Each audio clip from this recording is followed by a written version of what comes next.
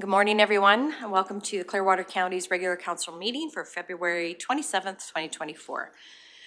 All public meetings are live streamed and recorded. Any verbal or written information provided may be included in public documents as per the Freedom of Information and Protection of Privacy Act, FOIP 41.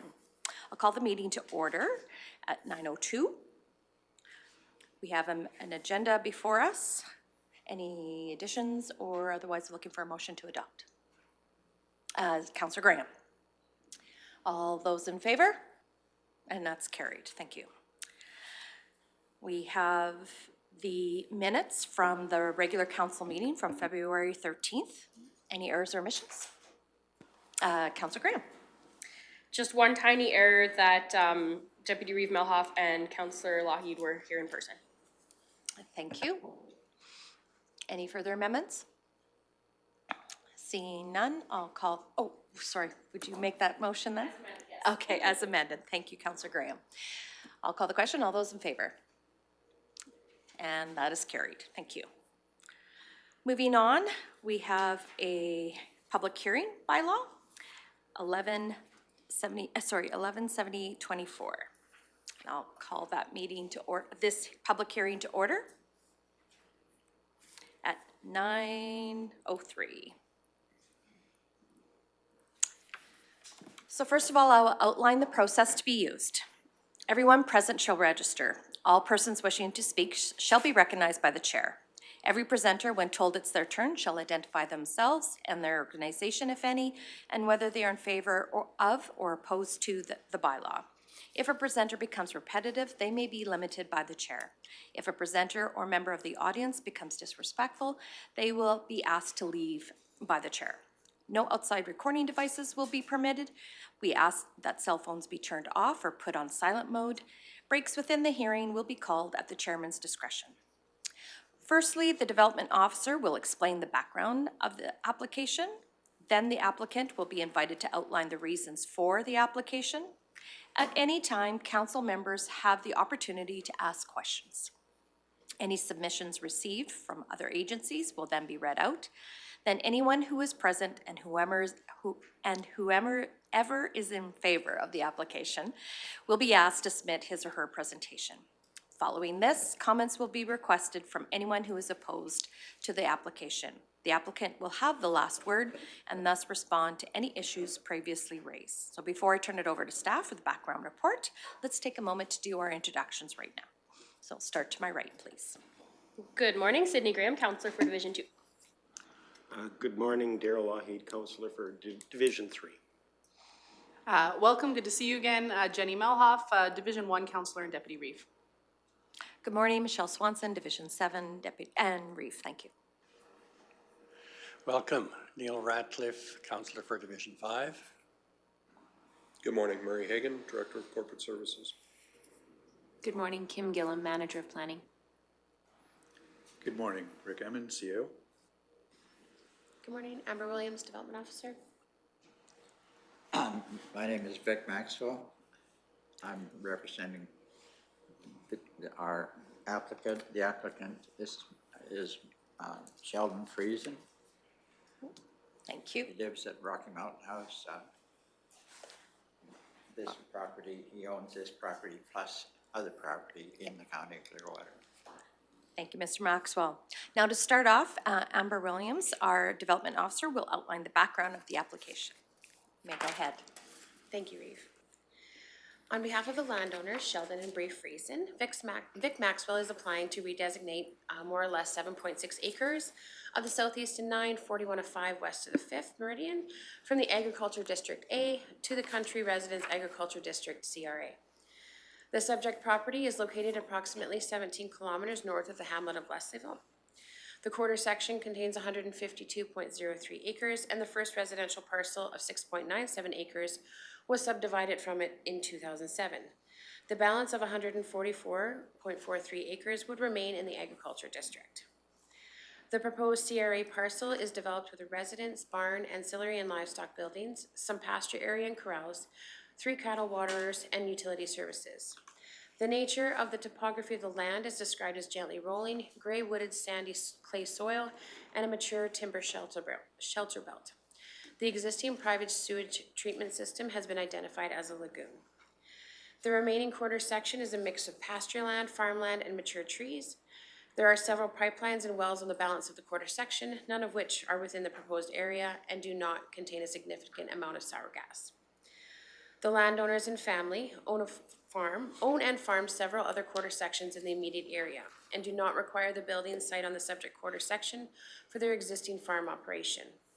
Pending the outcome of the land use amendment, the landowners intend to subdivide this parcel as the third title out of the quarter section. Accesses to the proposed parcel and the remainder are by existing approaches off of Range Road 5-3. Surrounding land uses in the area are agricultural and residential. So initially, this application was for 11.49 acres and was presented to council for first reading on January 9th, 2024. We can go to map 17, perfect. Council granted first reading for 7.6 acres with the north boundary of the proposed parcel abutting the south boundary of the existing acreage, and the west and the south boundaries reduced. This configuration left one livestock shelter and one cattle waterer on the remainder of the quarter section. The MPC deliberated the 7.6 acre parcel on January 26, 2024 as a referral agency to council. On map 22, or sorry, page 22. During the meeting, the applicant presented a configuration that left about a 60-meter strip of land between the south property boundary of the existing acreage and the north boundary of the proposed parcel. It provided for all the buildings and waterers to remain with the parcel. The MPC has recommended against this configuration as they are in favor of keeping the acreages together with boundaries that are most conducive to agricultural activities that may take place on the remainder. And to map 20. So a survey sketch dated January 31st was submitted to staff that encompasses all of the structures on the yard site, including the livestock shelter and cattle waterer that was not previously included in the parcel. However, this leaves a triangle in the northwest corner between the acreages.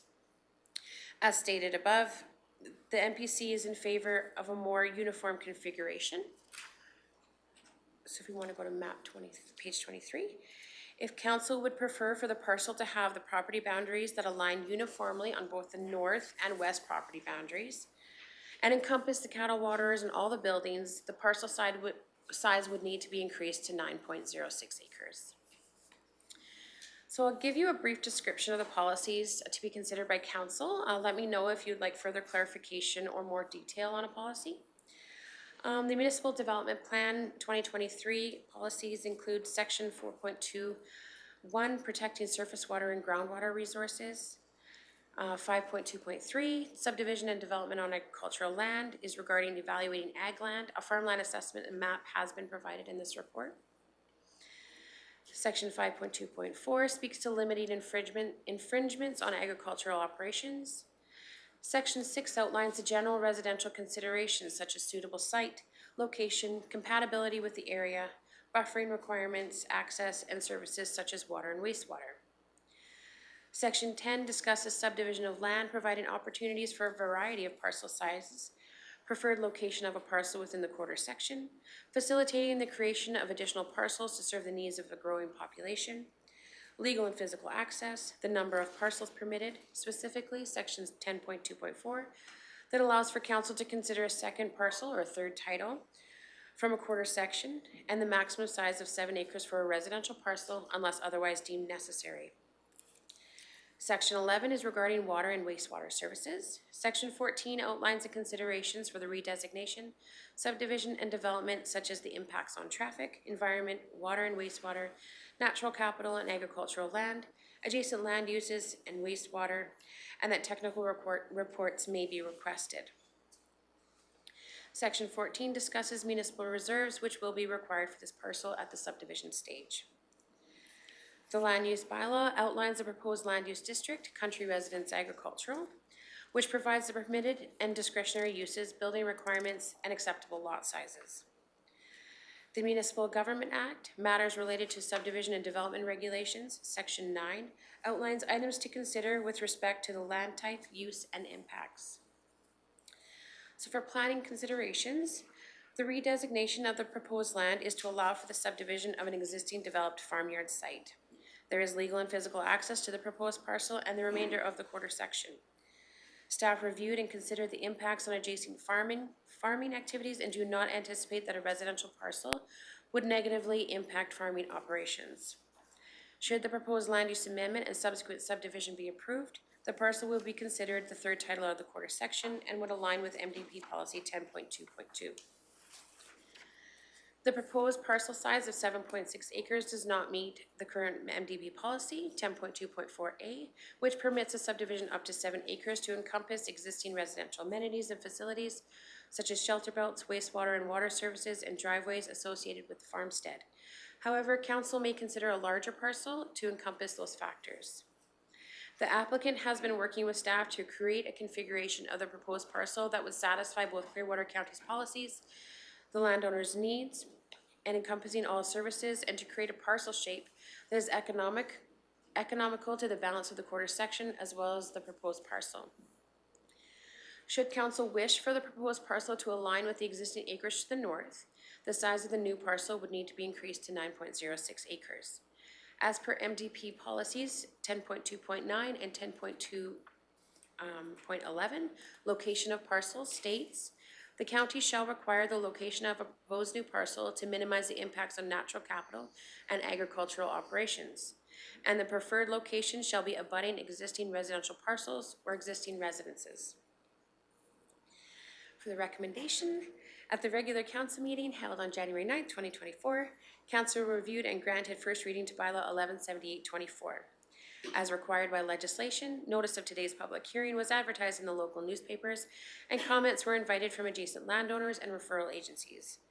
Upon consideration of the representations made at the public hearing, council may consider granting second and third readings to Bylaw 117824 for the redesignation of either 7.6 acres or a 9.06 acres from the agricultural to the CRA district for the creation of a second residential parcel on the quarter section.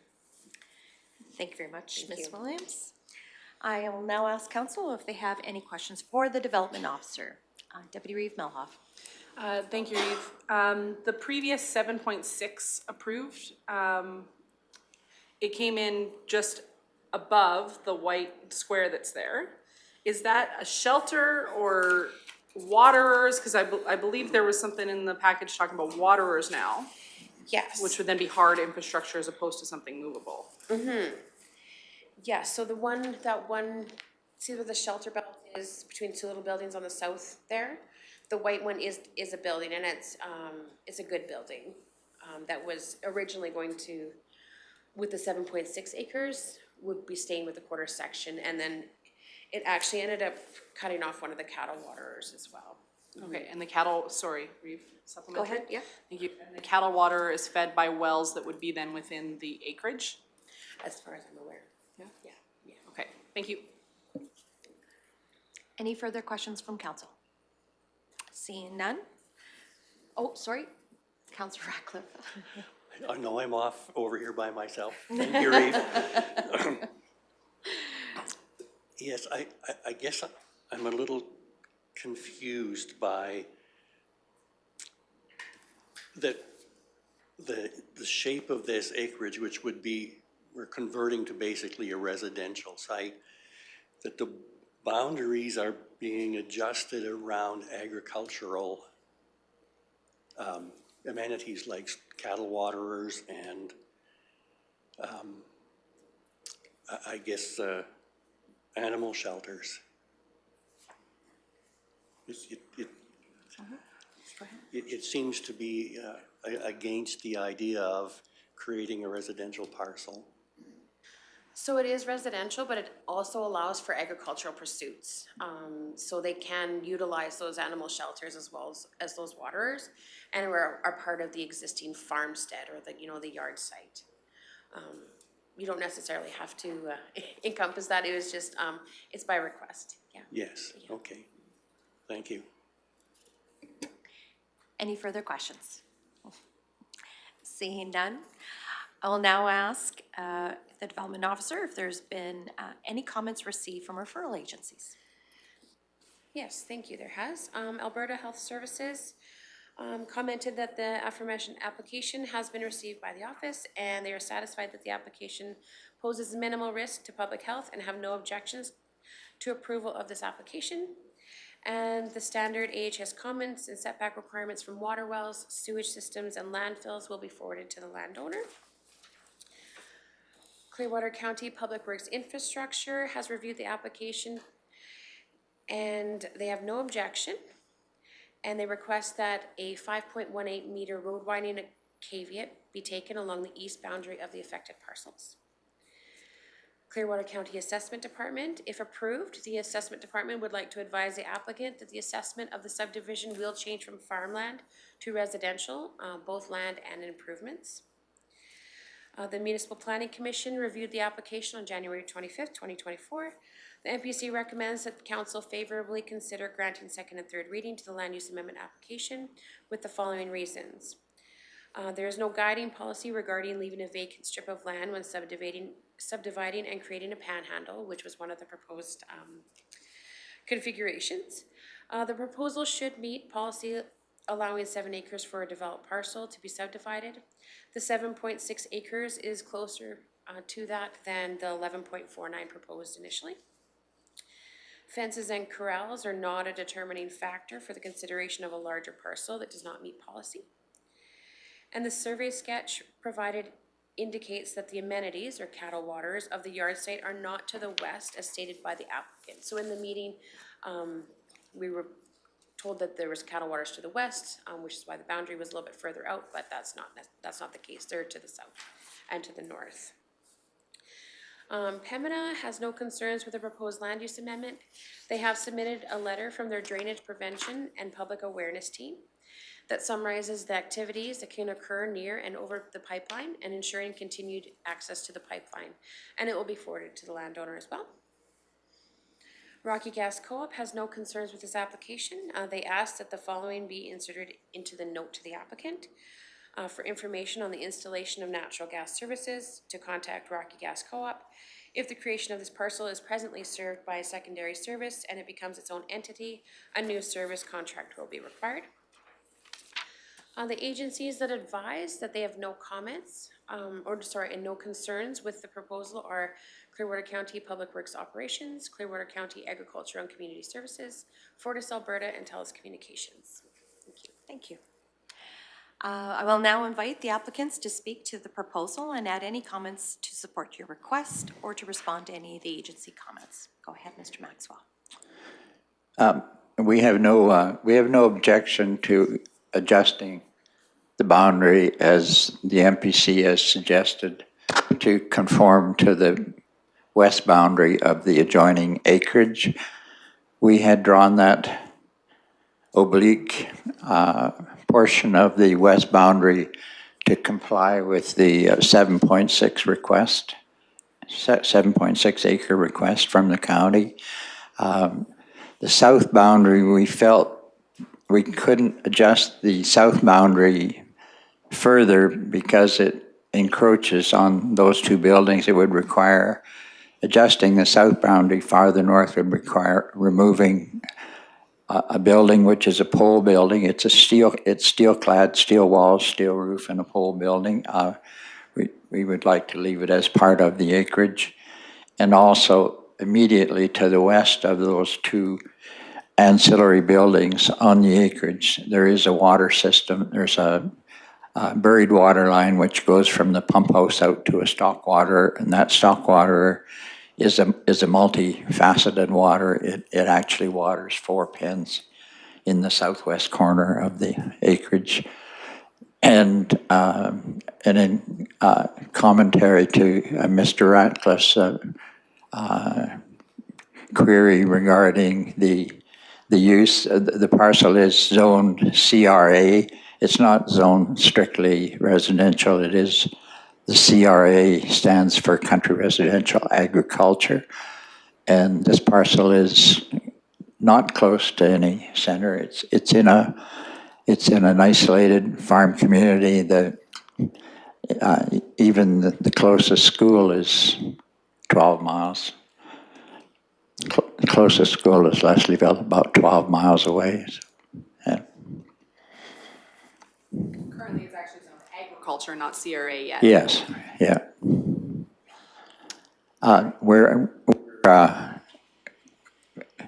We submitted the sketch as shown it by the red line, but we're quite happy with adjusting that oblique corner to align with the adjoining acreage. We don't have any objections. All right, anything further? You're good right now? I'll offer you another opportunity at the closing, if you would like. Okay. I'll now invite comments from any member of the public wishing to speak in favor of the application. Any member of the public wishing to speak in favor of the application? Seeing none, I will now check with the development officer regarding any written submissions in favor of the request. No written submissions were received. Thank you. I'll now invite any comments from any member of the public wishing to speak in opposition of the application. I will invite again any member of the public wishing to speak in opposition of the application. Seeing none, I'll ask the development officer if there were any, regarding any written submissions opposing the request. One written submission was received from George and Elizabeth Stodinger of the southwest at 104105. They live just across the road to the east. We are neighbors to the land above and have a concern about what this land may be used for in the future. We know there's quite a large barn on this farm site and wonder what its future use may be. The concern is that if it could be used for intensive farming of some kind, that it would give off bad smells to the neighborhood. There are a number of neighbors fairly close by that would be affected by an odor-producing farming operation, including many acreages on the quarter section just north of us. Thank you. Thank you. So with that, I will now invite the applicant to present your final remarks. In response to that letter, although she's not here, the large building is a substantial structure which we anticipate it being used possibly for storage. It could be used successfully for RV storage. That building was a dairy farm. It's a well-built building on concrete. Although it has been suggested that it has some age on it, it's sound in every way. The roof is as straight as the day that it was built. It's all steel roof, steel walls outside and inside. That dairy farm went under in the 1980s, and I knew the people that lived there at that time.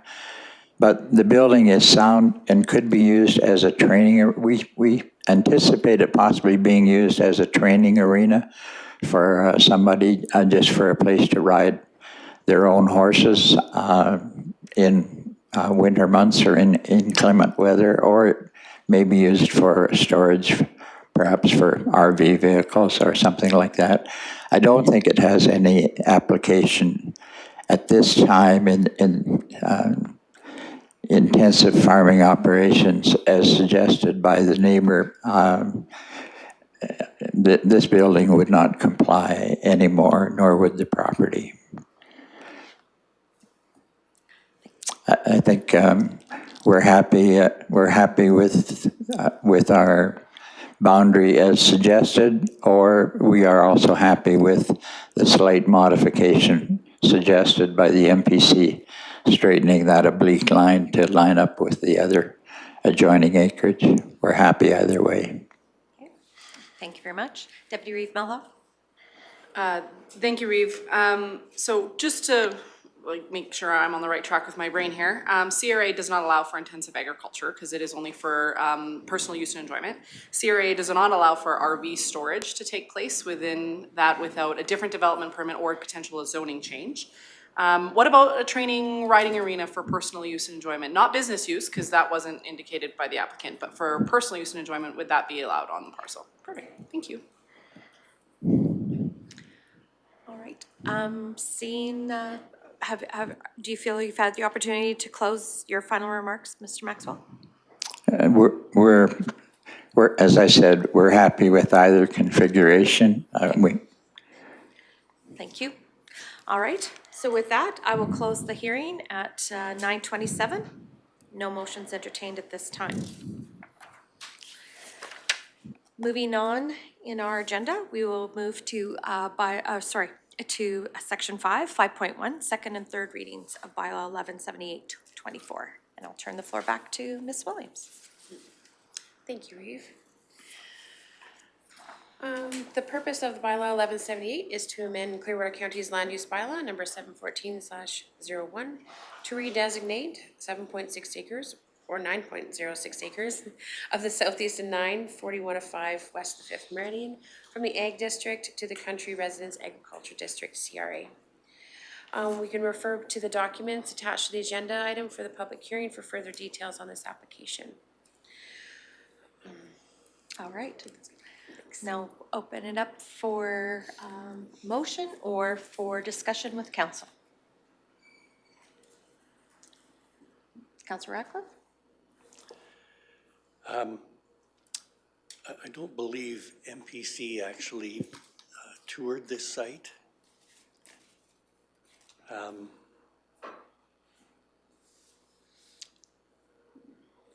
Yes, it would be possible still at this point for that to be done?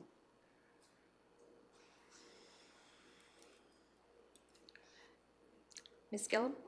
I was just gonna clarify for what purpose, or what are you hoping to see by touring it in person? Just to understand the, what agricultural facilities are being retained within this residential parcel.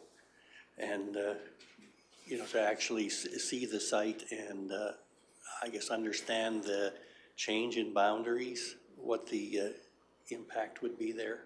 I guess that would be up to council.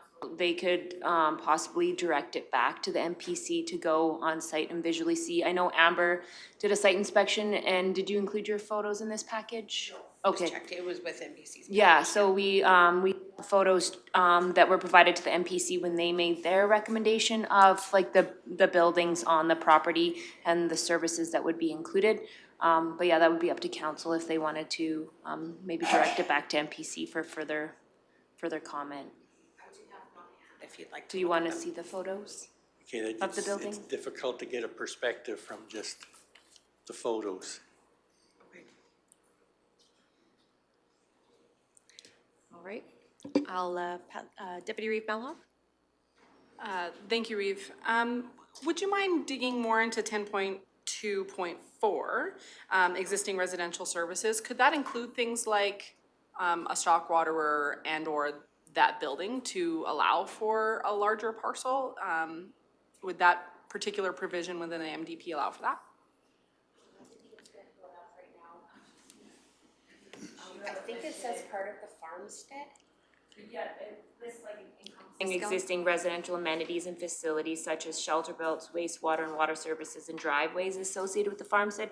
It doesn't specifically say, like, you know, cattle waterers or things related to agricultural use of the property. It's more specifically including things for the residents itself, like the well, the wastewater, the shelter belt for the residents, like those type of facilities. So it's kind of speaking to like the residential nature of the property and keeping things like it to continue the residential use of the lot. It doesn't really speak to any of the, even if the agricultural portion of CRA, it doesn't really speak to that side of things. Follow up? Yep. I'm like, maybe I can get a supplementary like through now. But with it being a CRA, could a person then use that provision to include water servicing to allow for the agricultural pursuits within a personal agricultural pursuits that are allowed within a CRA district? Ms. Gillum? In theory, yes, I guess, like, it's an interpretation of the policy, right? So, I mean, because they're proposing to rezone it to country residential agricultural, which allows for agricultural, like minor agricultural pursuits for personal use. Like you can, like we do have people that build riding arenas indoor and outdoor on their property for personal use. And obviously if you have a small number of animals for your personal use, like a cow or a goat or whatever, and you need waters for them, then that would be reasonable within that. So you could definitely consider that to be included. Thank you. I would just maybe caution making that the hinging factor of a larger parcel, just because there are some quarter sections out there with cattle waters in the middle of a quarter section, right?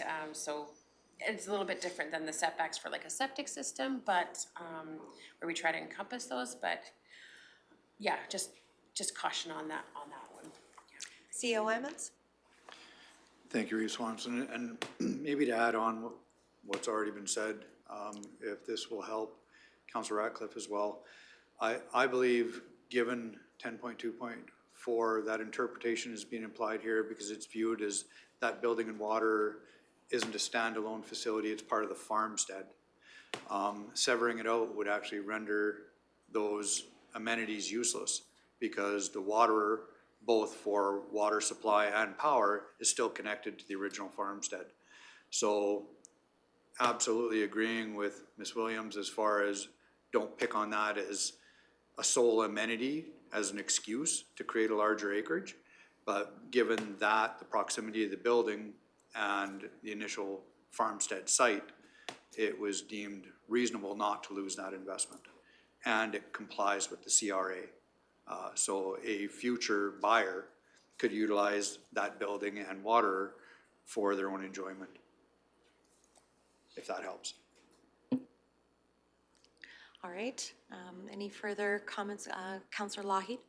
Reeve Swanson, for me, looking at the MDP policy, which kind of wants to maintain a 7-acre parcel, but we want to be able to also incorporate all the amenities that were in that initial building group there.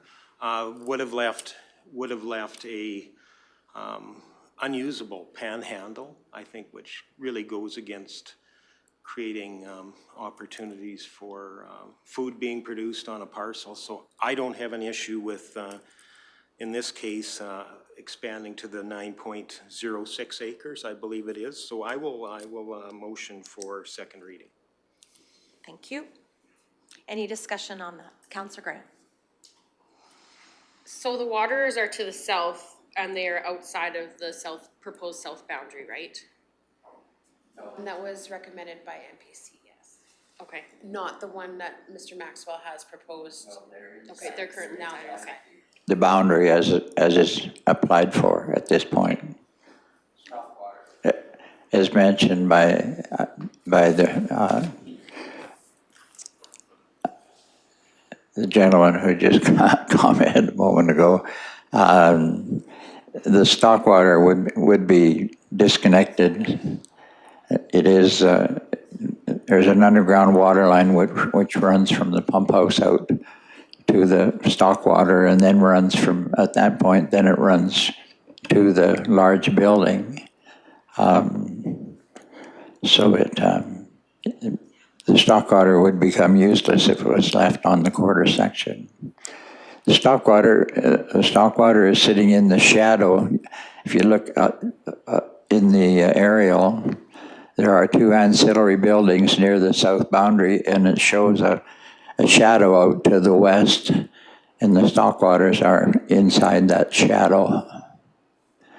We anticipate that stock water and also the stock water on the north being used for something that, as a realtor, we're requested to try to find for folks on a regular basis. I probably get 4 inquiries a month for a parcel where somebody can keep 1 or 2 or 3 saddle horses for their own pleasure.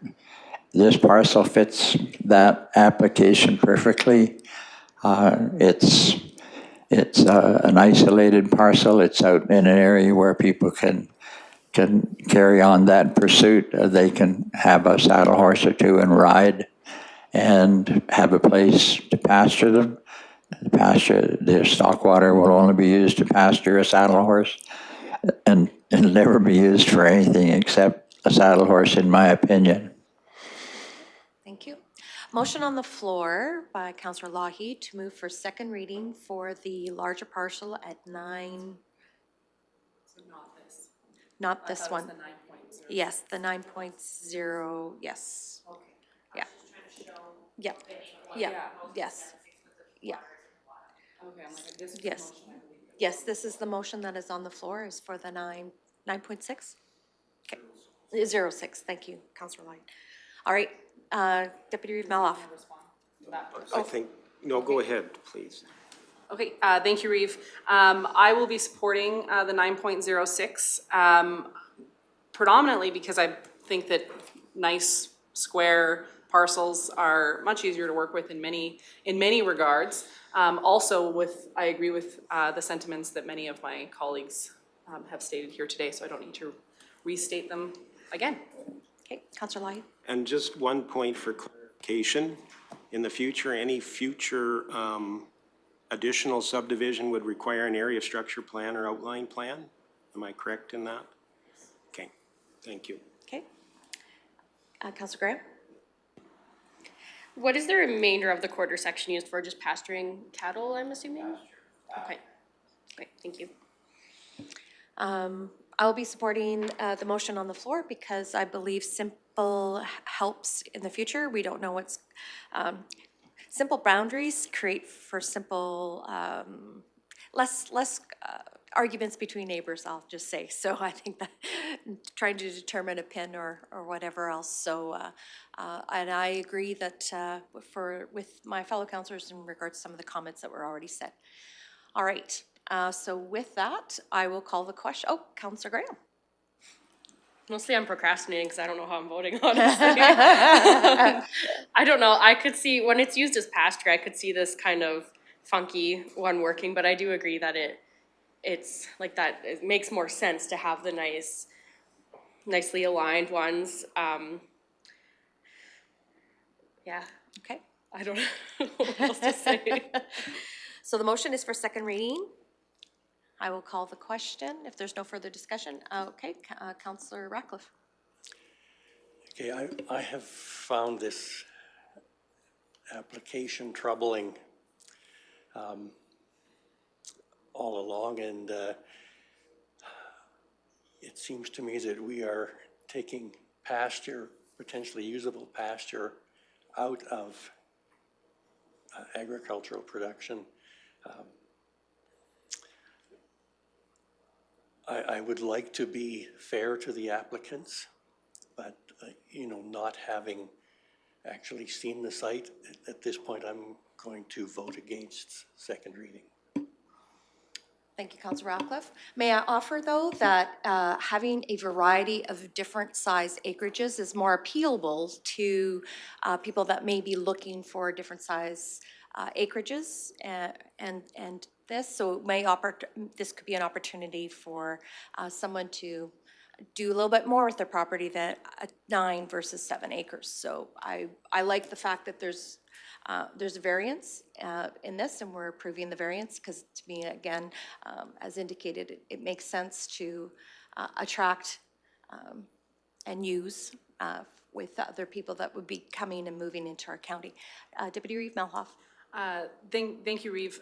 Just confirming, this original application came in at just under 12 acres originally, and it was brought up from the south in order to leave more pasture with the original. And this layout makes it so that it's squared off, not the weird triangle shape. Not that there isn't ways that should be used, but if you can square it off, I believe that that's better. So I am curious, Councillor Radcliffe, where are you seeing that there's pasture being, I'm just trying to understand, because maybe I missed it, being eaten up and not. Well, just by the extension of the boundaries, especially to the west and south. Okay. And I do agree that we need larger parcels for more opportunity. However, under our current regulations, that's where I'm looking at it from. Okay, supplementary You question. bet. Councillor Radcliffe, with the current setbacks required for the existing buildings and shelter belts and roadway on to the south, is there a suggested boundary adjustment that you would recommend in order to fit with our policy? I would need to visit the site, Okay. I think, to see. All right. Any further discussion on the motion for second reading? Seeing none, I will call the question. All those in favor of second reading? All those opposed? That motion's carried. Looking for a motion for third reading, please. Deputy Reeve Melhoff. Thank you, Reeve. I will make the motion for third reading for the application at 9.06 for the originally mentioned reasons, and I would like to add another one with regards to the opposition letter for this being zoned CRA for her concern for intensive agricultural. That would have to come back. That is not a part of this application, so I believe that those concerns they aren't relevant to this particular application at this particular time. So I think that we can abate that by it being a CRA zoning. Councilor Graham. I didn't say why I voted in favor last time, so I should this time. Just for me, I would rather see it be the proper size, but historically I've tried to take a logical approach when it makes sense to have it a little bigger, to vote in favor in that case, and that's why. Well, I like the smaller one for the number better. This is more logical in my opinion, and that's why I'm voting in favor. Thank you. Motion on the table for third reading. Any more further discussion? I will call the question. All those in favor? Those opposed? Thank you. Motion is carried for third reading. Thank you very much for coming in. Thank you very much. Yep. For your consideration, for Mr. Ratcliffe, I would point out that this particular acreage has been a residential acreage. It has been a residential acreage for at least 2.5 to 3 decades that I know of, not used for livestock. The rest of the quarter section has been used for pasture, and the boundaries are outside of those that we're proposing. So we now must build new fences and bring the acreage in. The neighbors have rented this quarter section for pasture for years, but they rented less acreage than what is now in the quarter. We now have to build a new west boundary to bring in the west boundary. We have to build a new west-south boundary fence by at least 200 feet. So we're actually adding to the pasture as far as the quarter is concerned, and we're bringing the size of the residential acreage, which has been used for 25 years, we're bringing the size of it down. Yes. Thank you so much for coming in, and we're going to keep on going with our agenda. Can we just take a quick 5-minute break and in order to bring in the next delegate?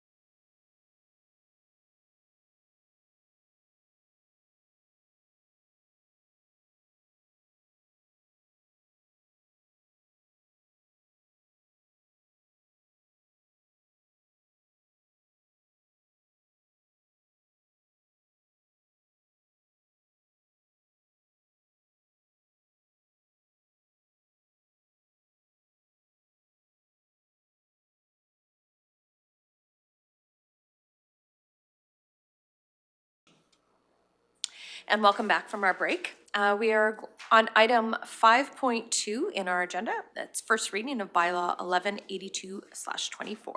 I will turn the floor over to Ms. Billy. Good morning, Council. Grizzly Energy Holding currently holds title to Plan 232-1836, Block 1, Lot 1, containing 152.58 acres. The subject land is located 2 miles south of Highway 11, 1.5 miles east of the Wall Street Road, and 1.5 miles west of the Lacombe County boundary. The landowners have made application to redesignate 7 acres from the agricultural district to the CRA district. The proposed 7-acre CRA parcel is an existing yard site located in the northeast corner of the quarter section, complete with a residence. There is a water well, and administration did receive clarification that it is a septic field on the property. The proposal is fairly flat, heavily treed land, and it has existing access off of Township Road 38-4, adjacent to the north property boundary. The remaining 145 acres of the quarter section is bare, flat pasture land with some tree coverage in the central portion of the quarter section. There is an existing residential parcel in the northwest corner of the quarter with 3 lease sites and associated pipelines as well. Access to the remainder also exists off the Township Road to the north, and Range Road 4-2 lies adjacent to the east. Surrounding land uses are agricultural and residential. Pending the outcome of the land use amendment, the applicant would like to proceed with the subdivision application to create separate title to the 7-acre parcel. So it's in conjunction with subdivision application 3690. Have you guys had an opportunity to read your, okay, so Amber kind of went over it in great detail, so I'm just going to give you a quick recap. I've included provisions from the subdivision development of agricultural land and agricultural operations. Policy 6 is the residential development considerations. I've included policy 10, which addresses the number of parcels permitted within the quarter section, as well as their access and location. I've included policy 11 that talks about water and wastewater services, as well as policy 14 that addresses municipal reserves. So for policy considerations, the proposed redesignation is to allow for the creation of a 7-acre residential parcel in the northeast corner of the quarter section. This would be the second parcel or the third title from the quarter section, which fully complies with the municipal development plan and land use bylaw. The proposed location limits infringements on surrounding agricultural operations, being an existing yard site in the corner of the quarter. The size falls within the requirements of the CRA district, where existing structures would meet the setback requirements. Services on site have been identified and would be able to comply with the new boundaries we're creating, and legal and physical access exists to both the proposal and the balance. So we are asking council to grant first reading and proceed to a public hearing. Thank you. Any questions from council? Deputy Reeve Melloff. Thank you, Reeve. The southwest, there's a gray, what is the topography there? Because if the remaining rectangular portion right there cannot be actually accessed, just if the topography doesn't allow for that. It's fairly flat land. Oh, out okay, there. so that's not like a ridge that the gray is erosion, soil erosion, and there's a No. ridge there. Okay. Perfect. Thank you. Any further questions from council?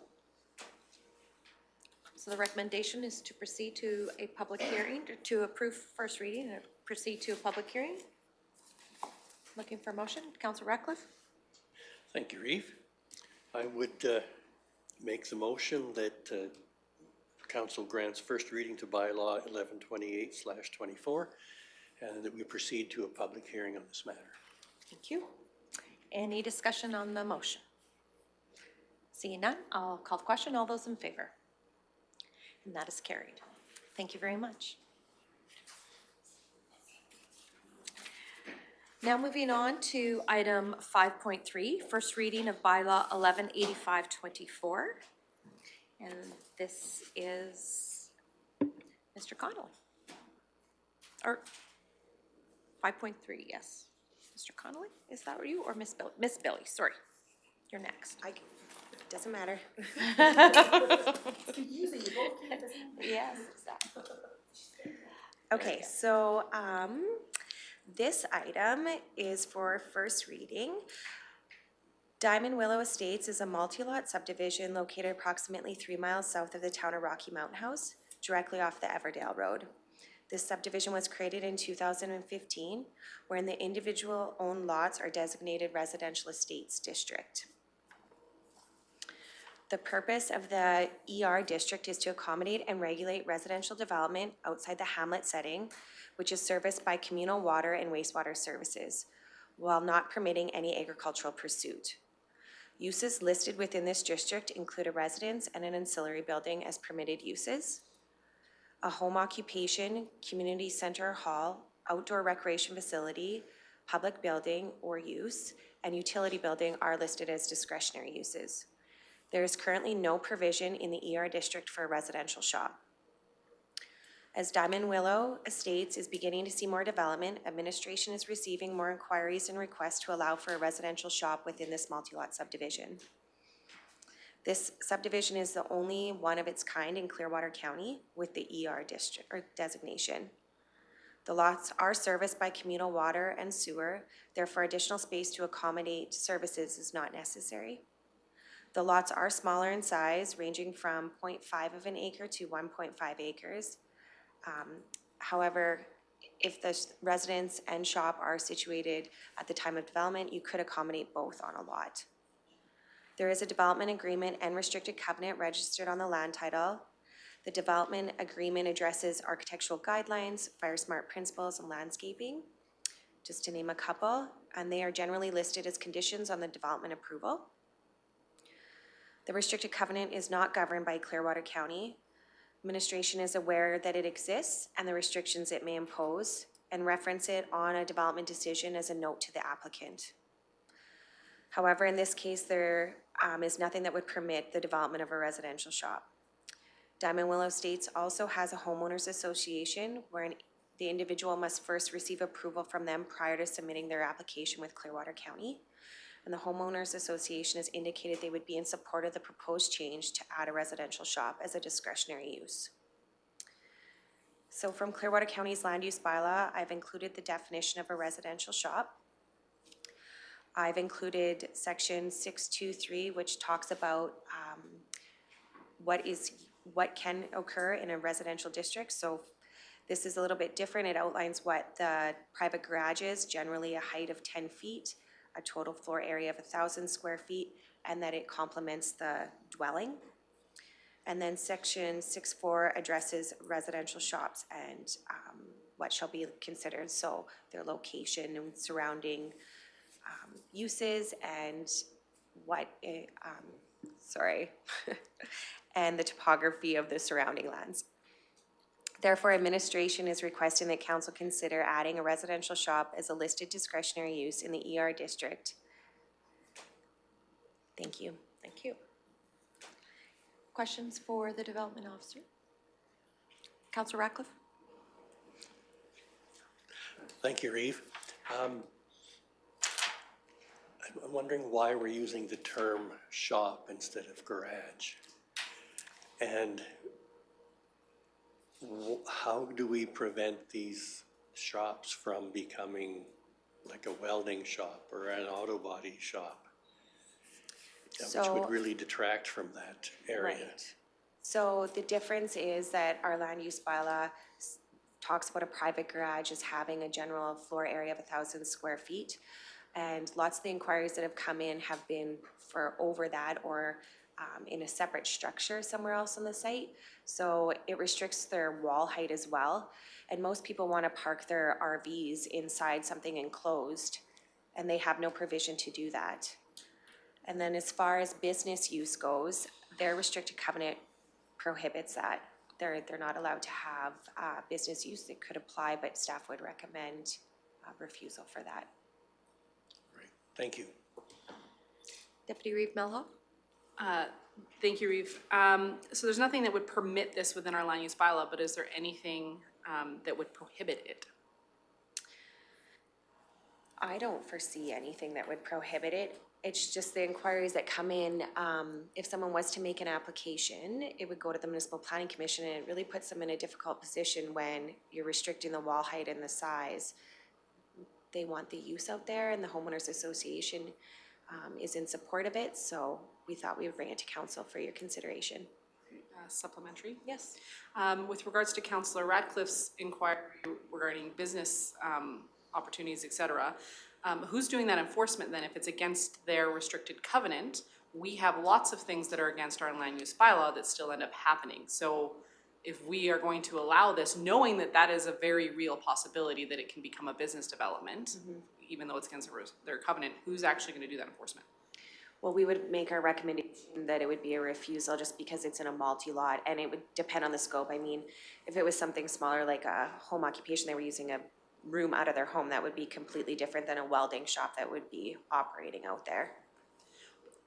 Sorry, can I Yes, get some supplementary? clarification?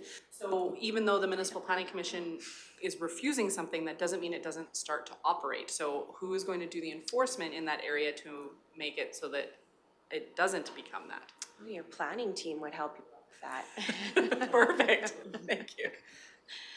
Go ahead, Ms. Gillum. I just wanted to add to, our, generally, like a residential shop is intended for residential uses, and when we do the development permit, we also indicate in there that it is for residential uses, and they're not permitted to have a business unless they have a permit for it. So if they start operating a business without a permit, then there would be some enforcement, but I'm assuming, or hopefully the developer also with the restrictive covenant would use that homeowners association to, they could legally do something that way as well, but we also would have restrictions for the use of that building. Would we have, my question then is, the county has, for businesses, do we have a business license that needs to be applied for something like that? Yeah, Clearwater County doesn't do business licenses currently. We do a development permit for a business, but either way, they would need approval for the operation of that business and whatever it entailed. So if somebody wanted, like Holly said, wanted to, use one room of their house or something to, have a hair salon, that's different than obviously a welding shop or something of that nature, and the traffic may be different as well. Okay, thank you. Councillor Lougheed? Thank you, Reeve Swanson. Much of my question was already answered, but I would ask one. You did mention that there was a size limit on a detached garage, I believe? Or attached, it just Or outlines a attached. private garage. Okay, so there is no opportunity for a larger than 1,000 square foot Not without a variance being issued. without a variance? Yeah. Okay. Okay, thank you for that. Deputy Reeve Mello? Thank you, Reeve. My question is along very similar lines. Variances are given for any number of things, and often can be quite large. Would there not be an opportunity for this to be a case-by-case variance request rather than a land use bylaw amendment to add shops? This subdivision is just starting to see development out there, and in the 5 inquiries that I've fielded in the last month, they have all asked for a residential shop. Ms. Gillum? Shorter answer is no. It's not a listed use, so like, the intent garage has to be is a like, listed if they're wanting to do a 3-car garage and it's, like 1,100 square feet, but it's just lower wall height, then that's like a reasonable variance we can grant under a garage. But if somebody's wanting to do 1,500 or 2,000 square feet, also with a higher wall height, then that is a shop. It is no longer a garage, and it fits under the definition of that, and that is not a listed use in that district. And it's listed in other areas in the land use bylaw. So the way the variancing is granted, generally, if it's listed in other districts but not in that one, the intent is to not have it in that district. So if we don't add it, then in theory, we shouldn't be putting them there. So we have to decide if we're comfortable with having them in the district or not. And it's still we're proposing a discretionary use, so there is still some consideration there for like the location on the property, whether we approve it or not, depending on what they're proposing for it. But also like the size. So if they come in and they're like, I want to build a 6,000 square foot shop, we're like, well, is that really a residential shop? That sounds more like a commercial building to me. If it's 2,000 square feet, we often get those in the county, so that's pretty regular. And like, so I guess we have to decide, or council has to decide if they're comfortable with having residential shops in that residential estate district. Thank you. Counselor Graham? I think that we would all like to get some of those lots sold. That area's been sitting there vacant for quite a while. I, excuse me, I don't want to promote people not following the rules because we want them to follow the rules. And it sounds like that little community wants it. So with the homeowners association wanting it, I think it makes sense to allow it. So I'll make the motion that council grants first reading to bylaw number 1185/24 and proceed with a public hearing. Thank you for that. Counselor Lougheed? I was going to do the same thing, but I will ask one question. With it, just kind of the decision-making process here would be for the homeowners association to approve and then it come back to our development authority as a discretionary. Correct. So in order to deem their application complete, they have to submit something from the homeowners association stating that they've approved the structure. Okay. Deputy Reeve Melhoff? Thank you, Reeve. So this is a general land use bylaw amendment. It's not associated with an in particular application. I'm really curious why we have many other issues within the land use bylaw, and similar requests have not been brought forward. Instead, we've opted to do entire land use bylaw review, which is appropriate. It's very outdated, but there's many parts within the land use bylaw that need amending. Why this gets an amendment and not an individual application land use amendment like we've seen previously? We're doing a general land use bylaw amendment. I'm gonna let Kim take this one. Okay. Ms. Gill? In this case, often it would be a member of the public or the landowner or the developer that would maybe come forward and propose it.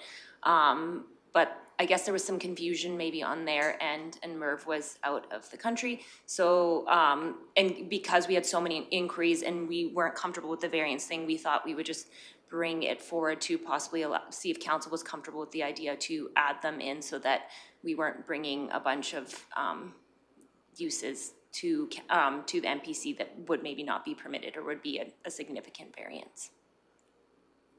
So, sorry, supplementary. supplementary. So this is gonna streamline that process, because otherwise Correct. those applications would have come to council rather than the municipal planning commission. So No, if somebody they- did apply for a residential shop, it would have come to council for a land use amendment as per each individual development permit? No, it would have just come to MPC and there would have been a request for a variance and administration would have to recommend refusal, and then MPC would have to determine if they feel that they could grant that variance, whereas if we create it as a list use, in theory, if it meets all other aspects of the bylaw, staff could approve it and we could not have to bring everything to MPC in that district.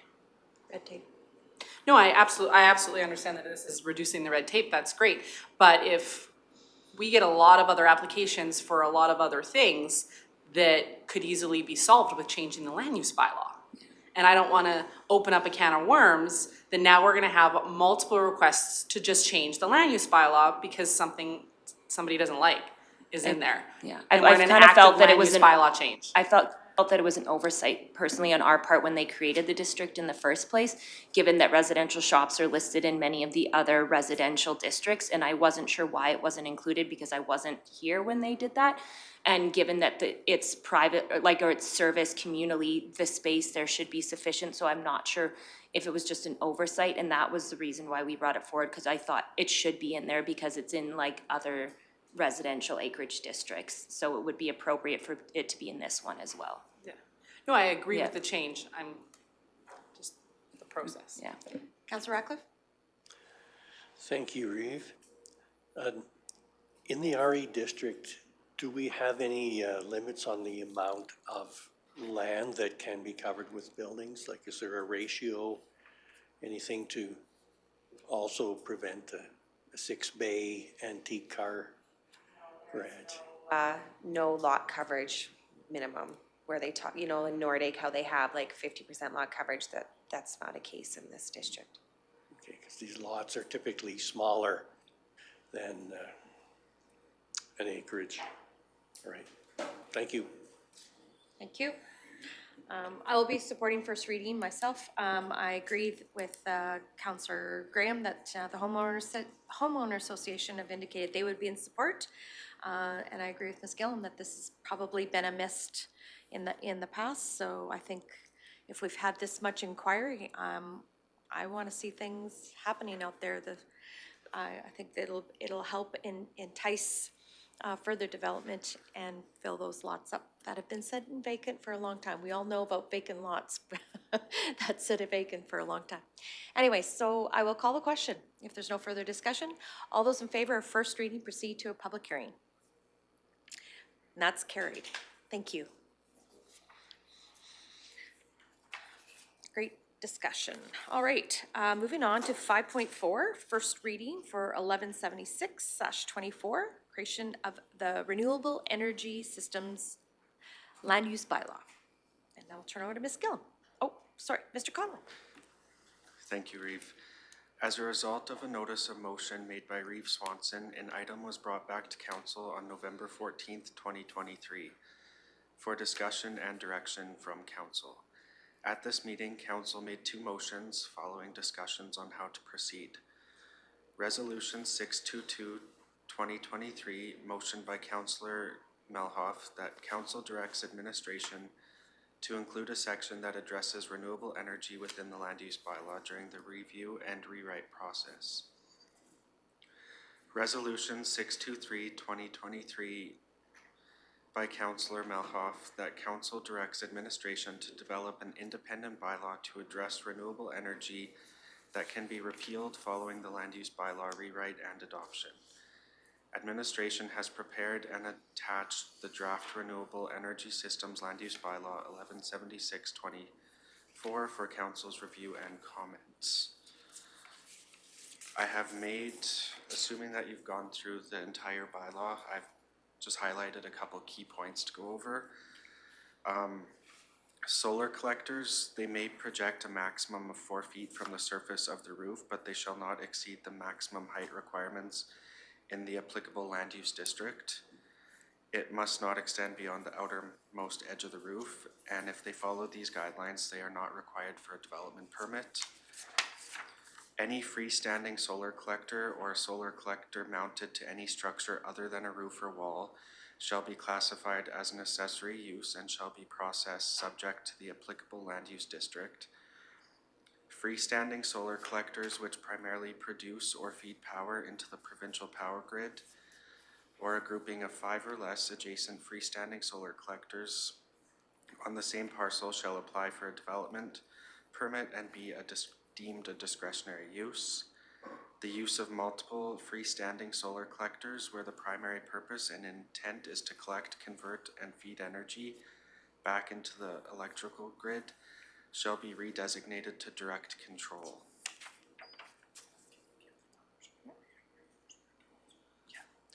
5.1.7, as a condition of a development permit, approval for solar collection, facility commercial development for land designated direct control, council may impose or instruct the development authority to apply any condition that they seem necessary. And in 5.2, small wind energy conversion systems. 5.2.1, in the agricultural district, a development permit is not required for a type A or B small wind energy conversion system, provided that it meets the requirements in policy 5.2.3.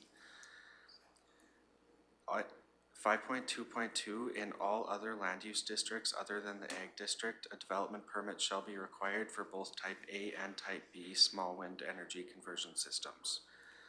The setbacks in 5.2.5, a small wind energy conversion system shall comply with the setbacks that govern the principal use in the district. 5.2.6, the system's tower shall be set back a minimum distance equal to the height of the tower from all property lines. 5.2.7, no part of the wind system structure shall be no less than 10 feet to the property boundary. 5.2.8, there shall be a limit of 1 small wind energy conversion system per parcel. And then those are some of the main points, and then if council has any other questions. Okay, thank you so much. I will say for myself, I read it over a couple of times, and I'm curious as to why we did put a definition for solar farm. I know we've used the proper technical, but most people use the term solar farm. So I'm wondering in maybe 3.6 or under the definitions or solar collector that I know we say solar collector or the commercial or whatever else, we should also say also infers to solar farm, the word solar farm. I'm just opening, just for discussion, because like I say, most people always say solar farm, they don't use the technical terms. That was my upon first glance, but anyways, I'll offer further discussion with the rest of council, so Councillor Graham and then Councillor Deputy Reeve Bell. I have a few questions. My first one is, I had to erase everything I have here. 5.1.2, it talks about like rules for having freestanding solar collectors, and then at the end it has that the CRA and CR land use districts, when they are not in a multi-lot subdivision. I don't know if I'm interpreting it wrong, but it seems like it's more restrictive when it's not in a multi-lot subdivision. And I just can't wrap my brain around that. I definitely don't know if I'm reading it right, but it just feels like it should be more restrictive if it is in a subdivision. The way it was intended was that if the CR or CRA lot is in a multi-lot, they have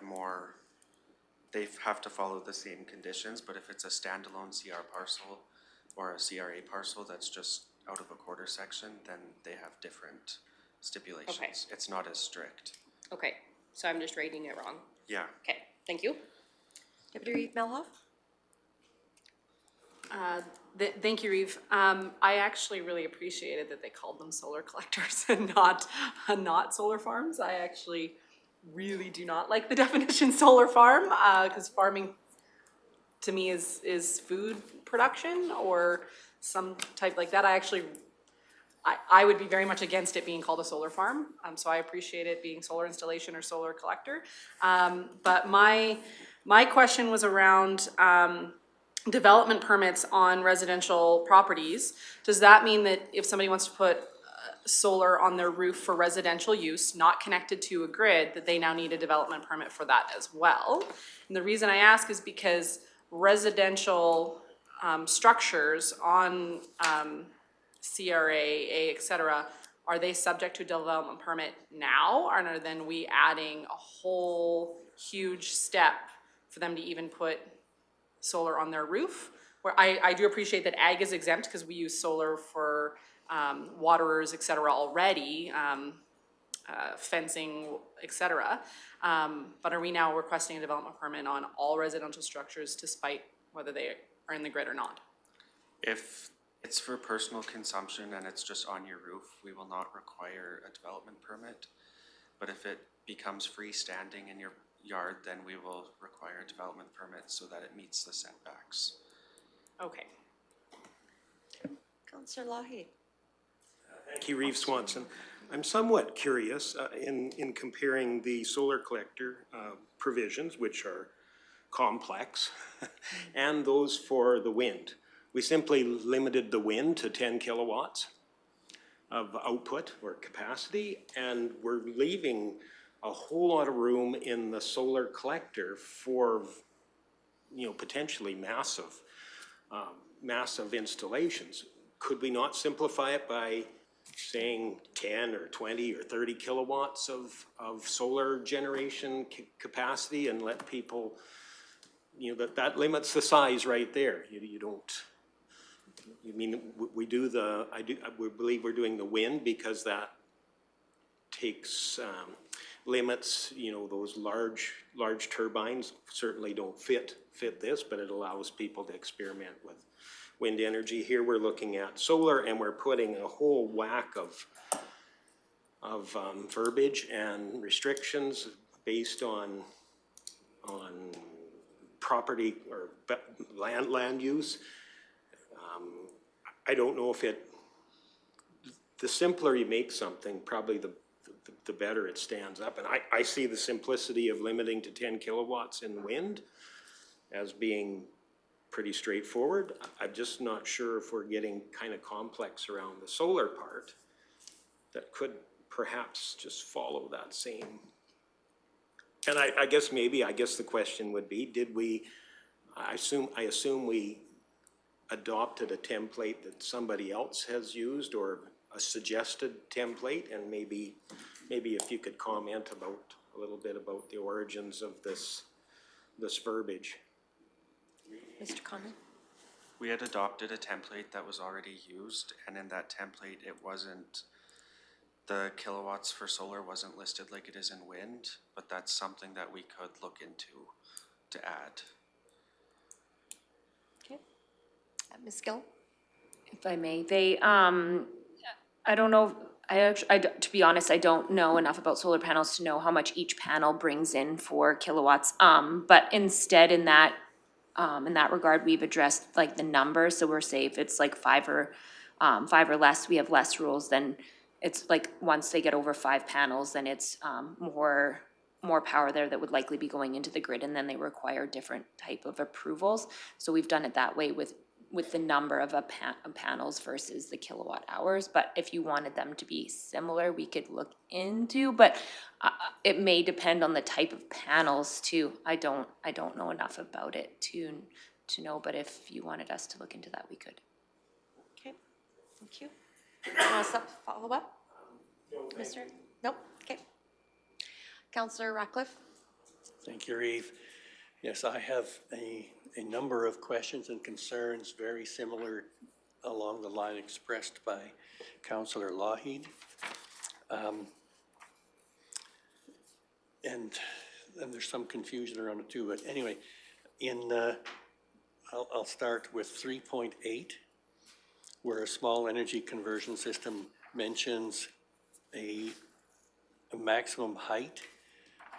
Does that include the blades or simply the structure that it's mounted on?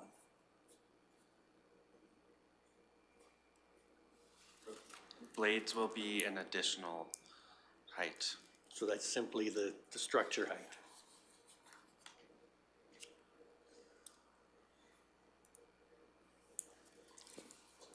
Okay, and this is a tiny thing, but in 3.15, there's I think a typo or an autocorrect where it says a wind every conversion system, and I think it was intended to be energy.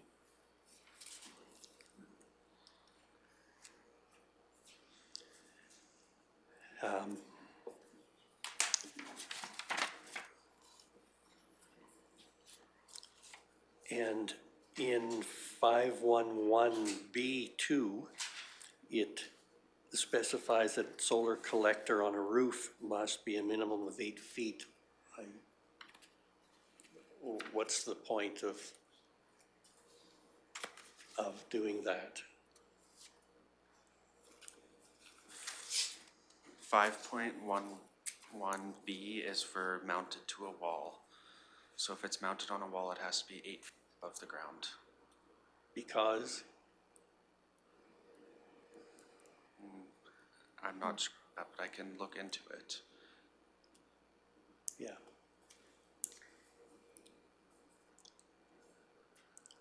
Okay, because to optimize the energy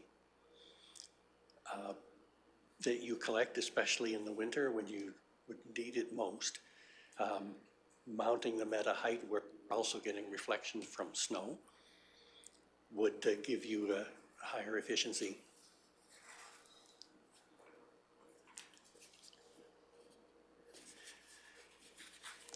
You can keep How going. much? I can keep going? Okay.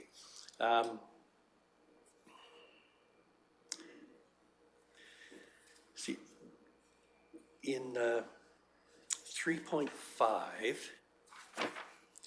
it refers to a solar collector as a device or combination of devices that collect solar energy. So it could be interpreted as a string of solar panels. But then in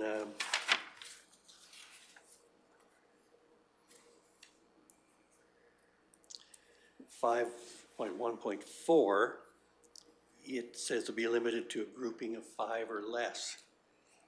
So, you know, is this that you could have 5 strings on the property, or are you limited to 5 panels?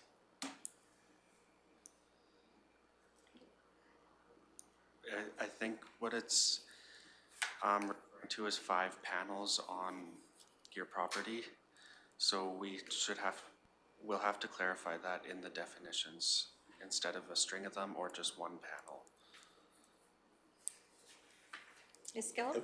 Okay, I was just gonna note too, in the following definition for solar collector, facility / commercial use, it does note means a grouping of multiple, more than 5 devices, panels, or structures. So it's saying that a collection facility is more than 5 panels, so the standard solar collector to me, I mean, we can clarify that definition would be then less than that 5 panels.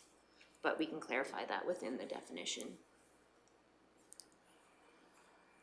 Okay. So further? well, I have a lot more, but others should have a turn. Counselor Gray. So my next question is for 5.1.4, where it talks about the 5 or less freestanding solar panels on ag land do not require a permit.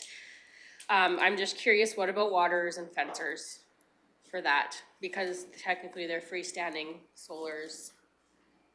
Is that exempt because it's for personal use? Is it for personal use though? Because technically it's for farming, which is a business. I thought 5.1.3 exempted. So maybe I interpreted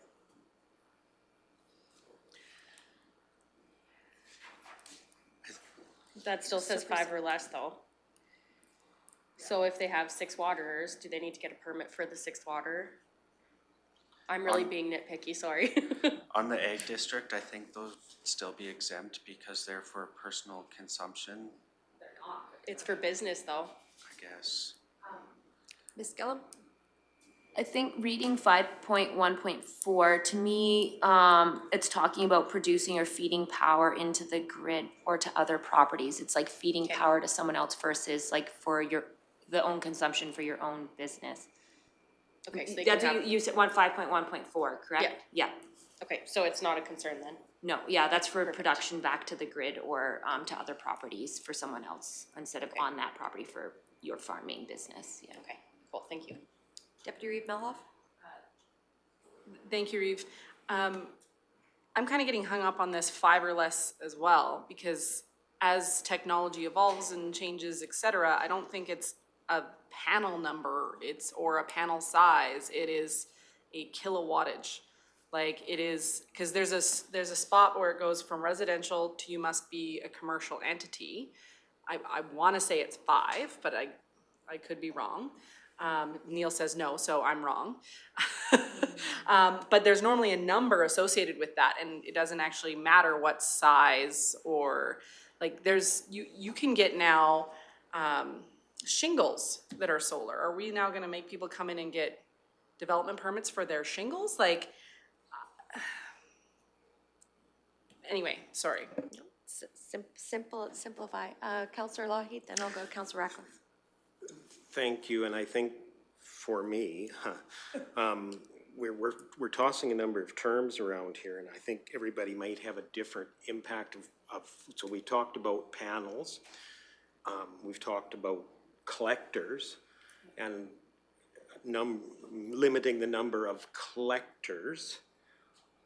We don't really define how many panels are in a collector. So we're leaving an awful lot of opportunity because, you know, we've probably seen some devices that have a little, like a calculator has a little tiny solar panel on it. If you put 5 of them together, is that a collector? There is some difficulty here in clever people interpreting this bylaw and using it to their advantage and really defeating the purpose here. We're trying to set some limits and put put some controls in something that's very important to our community, that the proliferation of solar panels or the threat of solar panels to some people. I think it's something we need to deal with, and we need to have a bylaw in place. But I think we have to get our terms and definitions in place so that we're not playing catch-up when somebody challenges what we have before us. And I think it might take a little more work to encompass that. And I guess I'd look at the willingness of council to go ahead with a bylaw that maybe hasn't defined that quite good enough, or do we adopt this bylaw and then adjust it as we go forward? I'm not sure where we're at with this. I can definitely see some clever people being able to use this, and I'll just say one thing. On the farm, it's not limited as much.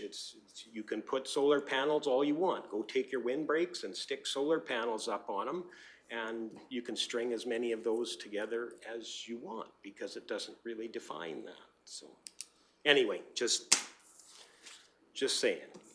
Okay, thank you for that. Councillor Ratcliffe? Thank you, Reeve.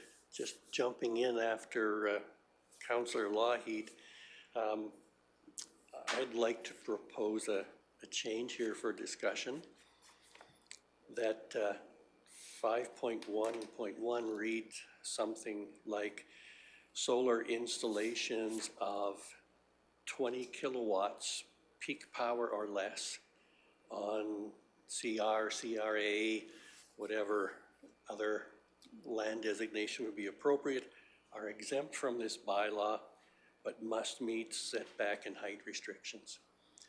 Otherwise, we're creating a whole lot of regulations that we're not prepared to enforce. So I think keep it simple. 20 kilowatts of power would let you operate your home and charge your electric vehicle. 5 panels simply would not allow anything worthwhile. The amount of power you could produce from 5 solar panels would not be worth the investment to be able to use it in your own home. So. Thank you for that. Deputy Reeve Mello? Thank you, Reeve. Yeah, I think we, like Councillor Lougheed is saying, we're getting caught up on the terms, because I agree. I have more solar panels than that on my RV to keep my RV off grid. So when I'm out camping, so I think that we definitely need to do some work on this. My questions were actually revolve more around decommissioning, because that's where my biggest hurdles are, is around decommissioning of these. And I think that we need a lot more verbiage on, can we ask for reclamation certificates? Can we put in there the right to impose the reclamation costs onto the tax roll? Like, that's some of my biggest concerns, is around reclamation and how that's gonna affect the landowner and or the municipality should the time come for these to be decommissioned. Nothing? Okay. Councillor Grant? I also had similar concerns with decommissioning, so I will not ask that question and go to my last one, and it is for wind turbines. I didn't see any setbacks or any restrictions for protected bird areas. Is that a thing with wind turbines, or it seems like they shouldn't be allowed to be in like ducks in limited areas and things like that? I don't know, just throwing that out there. Or maybe it's a different level too that's taken care of, I don't know. Good questions. I also, on 5.4.2, where we talk about the commercial industrial facilities, we identify the noise, odor, and pollutant impacts. I also would like to maybe throw it in there that water wells should maybe be put in there as well, even though I know surface water is federal or environmental. I think personal water wells could be affected in that, so I would like to add that. It's not necessarily, because this is an overall encompassing bylaw for not just solar or for wind. We have mentioned that it's geothermal, it's microhydro, other I'm gonna butcher that. Digesters, waste energy, biofuel. Because that also encompasses those, that's why I feel that we should be putting the water wells, personal residential water wells in this, especially for 5.4.2, commercial.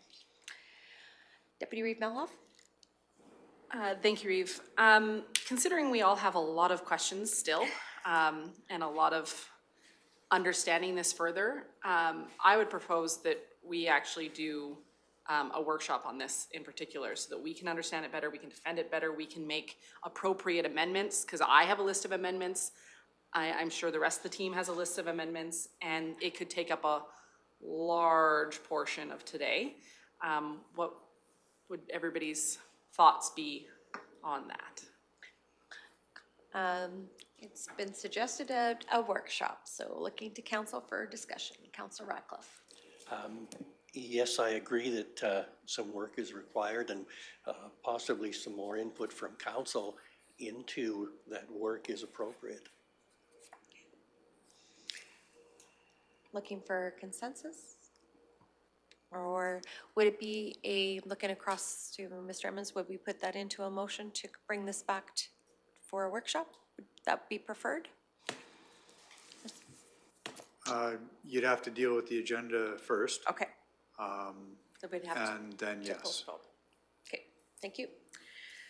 So the recommendation is to proceed to, sorry, I'm gonna go back to it. Would be to amend and consider granting first reading and proceed to a public hearing. So Deputy Reeve Melhoff. Thank you, Reeve. I truly feel there's far too many amendments. I know that I would be even proposing in order to do it justice in this meeting today. So I would actually propose that we shelf first reading of bylaw 1176/24 until more work can be done on this particular bylaw. So I would we move that. Postpone? Shelf, postpone, yeah. Okay, postpone. Okay. Any further discussion? Councilor Ratcliffe? I will support that motion. I had one last issue that I'd like to mention. 5.2.19 talks about noise from wind turbines and concludes with whichever is greater.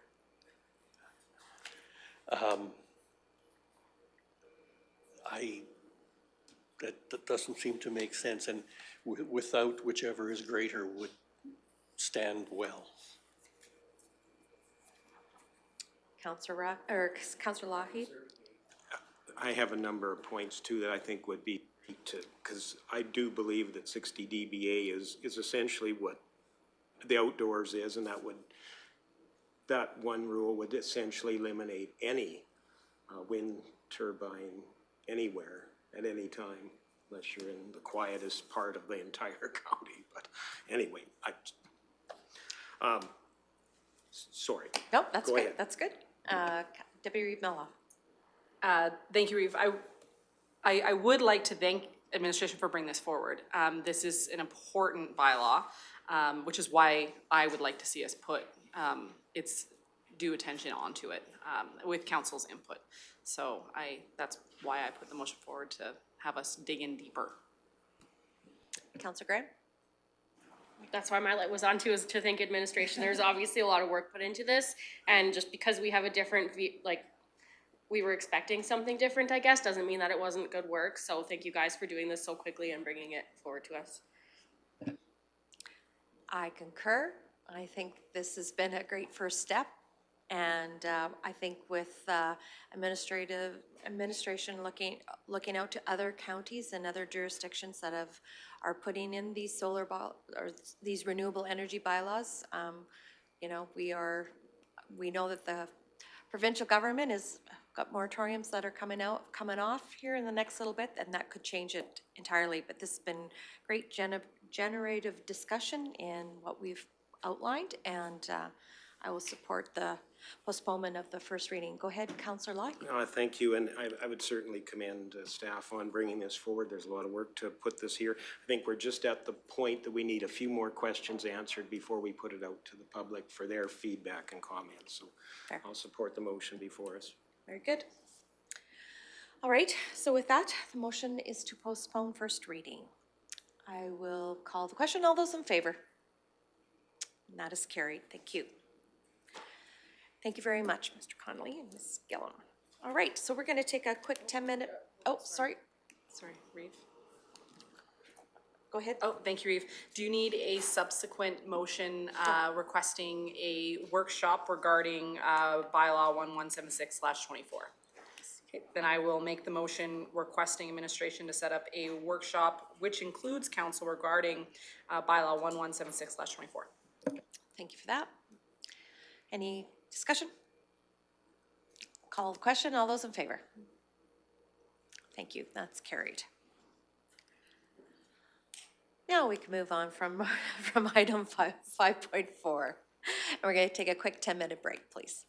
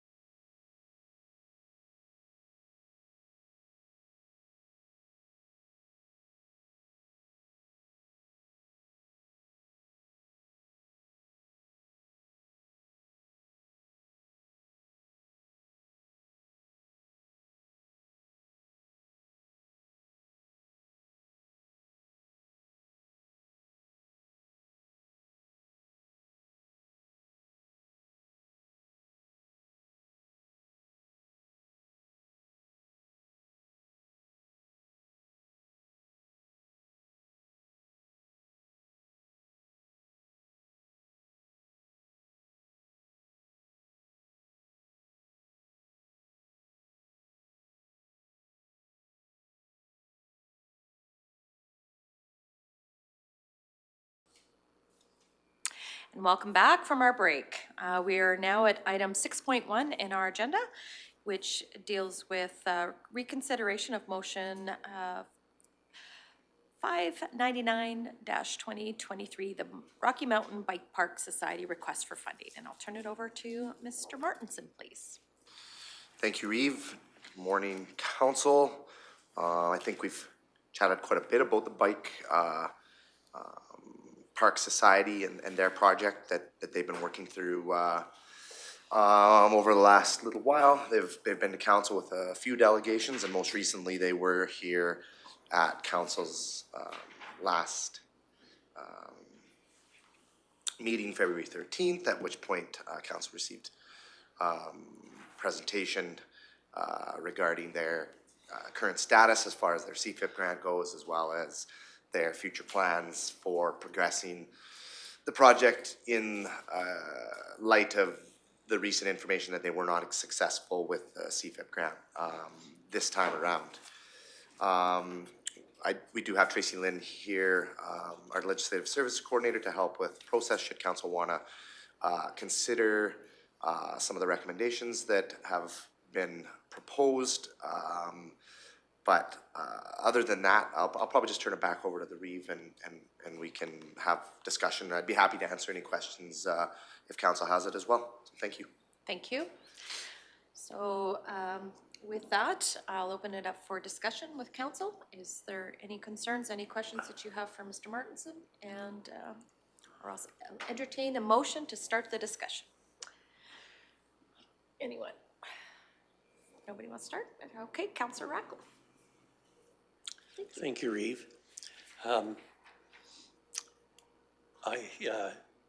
have been out of the country, but I believe the Bike Park Committee also approached the town with a similar request.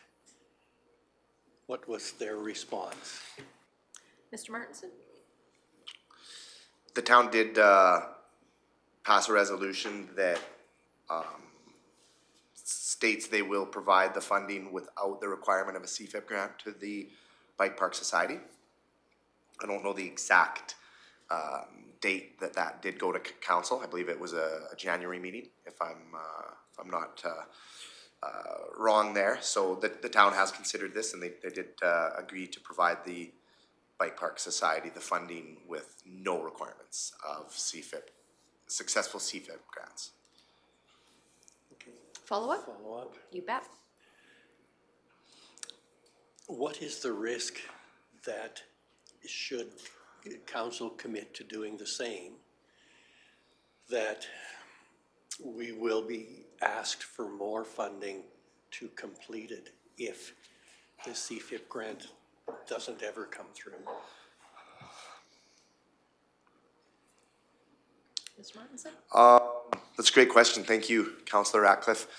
In this day and age, I'm going to suggest the risk of having to have community groups come back and ask for more funding is higher than it ever has been in the 20 years that I've worked at the county and been involved in this, and strictly because of the speed of inflation mixed with the uncertainty of supply chains and labor chains, have sort of created a situation where even the best planned, best resourced community group is having trouble moving a project fast enough to get ahead of inflation and still be able to get permits, still be able to get their services and contracts in place. So I don't believe that risk is higher or less or more whether somebody gets a CFIP grant or not. I believe a lot of the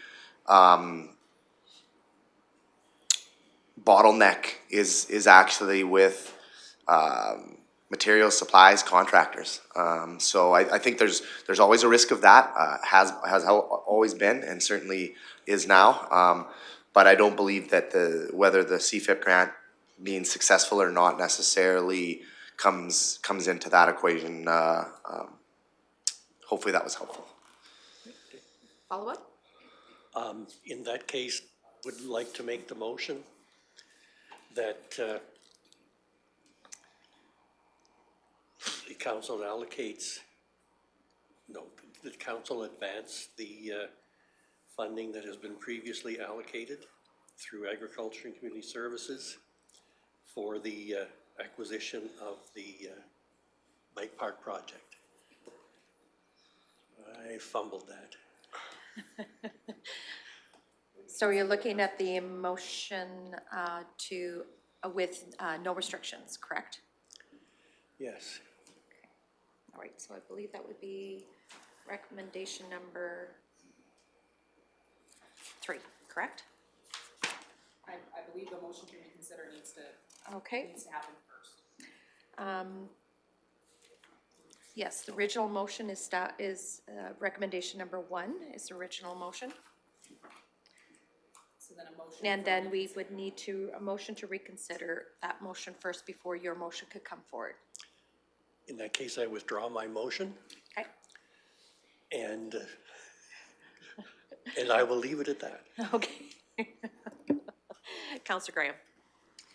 I would like to make a motion that council, as per Rocky Mountain Bike Park Society's February 13th, 2024 request, reconsiders resolution 599-2023, that council allocates $250,000 in the 2024 Agriculture and Community Services Operations budget to be paid to the town of Rocky Mountain House for the Rocky Mountain Bike Park project, contingent upon the successful acquisition of the Community Facility Enhancement Program CFEP grant.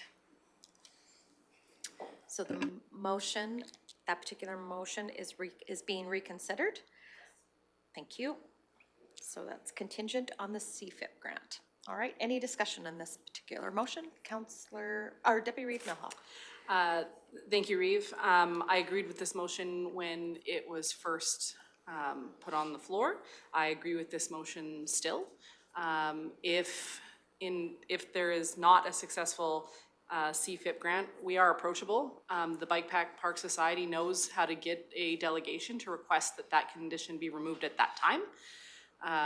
I see no reason why it cannot still be contingent on a successful CFIP completion, and they can come back and ask for that to be changed if they are unsuccessful a second time. It's my understanding the first time they were unsuccessful due to actually being late in their application, not due to the application's merit. Any further discussion on the reconsideration of the motion? Councillor Ratcliffe? Just a point of clarification. The motion then is to ratify the original motion with those conditions. Same conditions as the original motion. Okay. Where the request from the bike park was to remove the conditions for receiving the grant to allow them to proceed immediately with development. So, Mr. Martinson? Maybe I could help, and if I'm not being clear enough, I would ask Council's Legislative Service Coordinator to help me, but I believe the 3 bullets laid out in front of the recommendation is a proposed pathway to consider what the bike park had requested during their delegation. If council wanted to, hypothetically, not trying to influence council on how to vote, but I'm just giving an example. If council wished to grant what the bike park asked, they would have to consider bullet 1. Someone would have to move that motion. It would have to be defeated, which Motion's on the floor. motion 1 would have to be approved. Then they could move to the second, number 2. Should the motion be reconsidered, passed, then the third motion would have to be passed.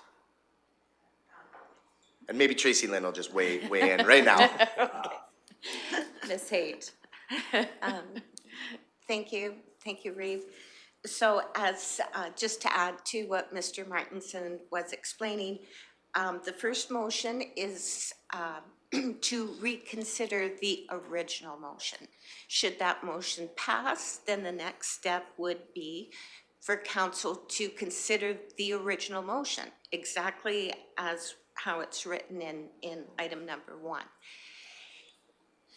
then should that original motion be defeated, then the next step is to pass a motion as in item 3. And item 3 is the new request, is the request from the Bike Park Society.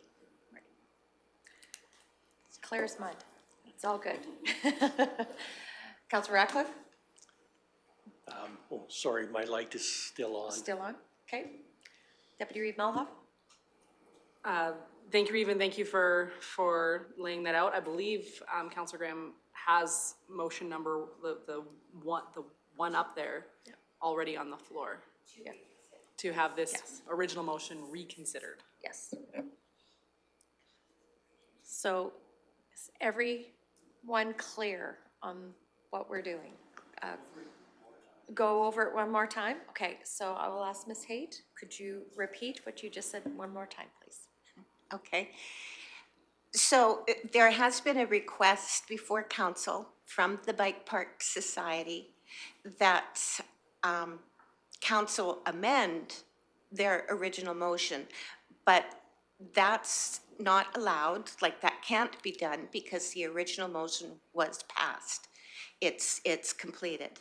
However, in the procedure bylaw, there is a pathway for council to reconsider an original motion that was passed, and this is the process. The first thing that council needs to do is discuss whether or not they want to reconsider the original motion.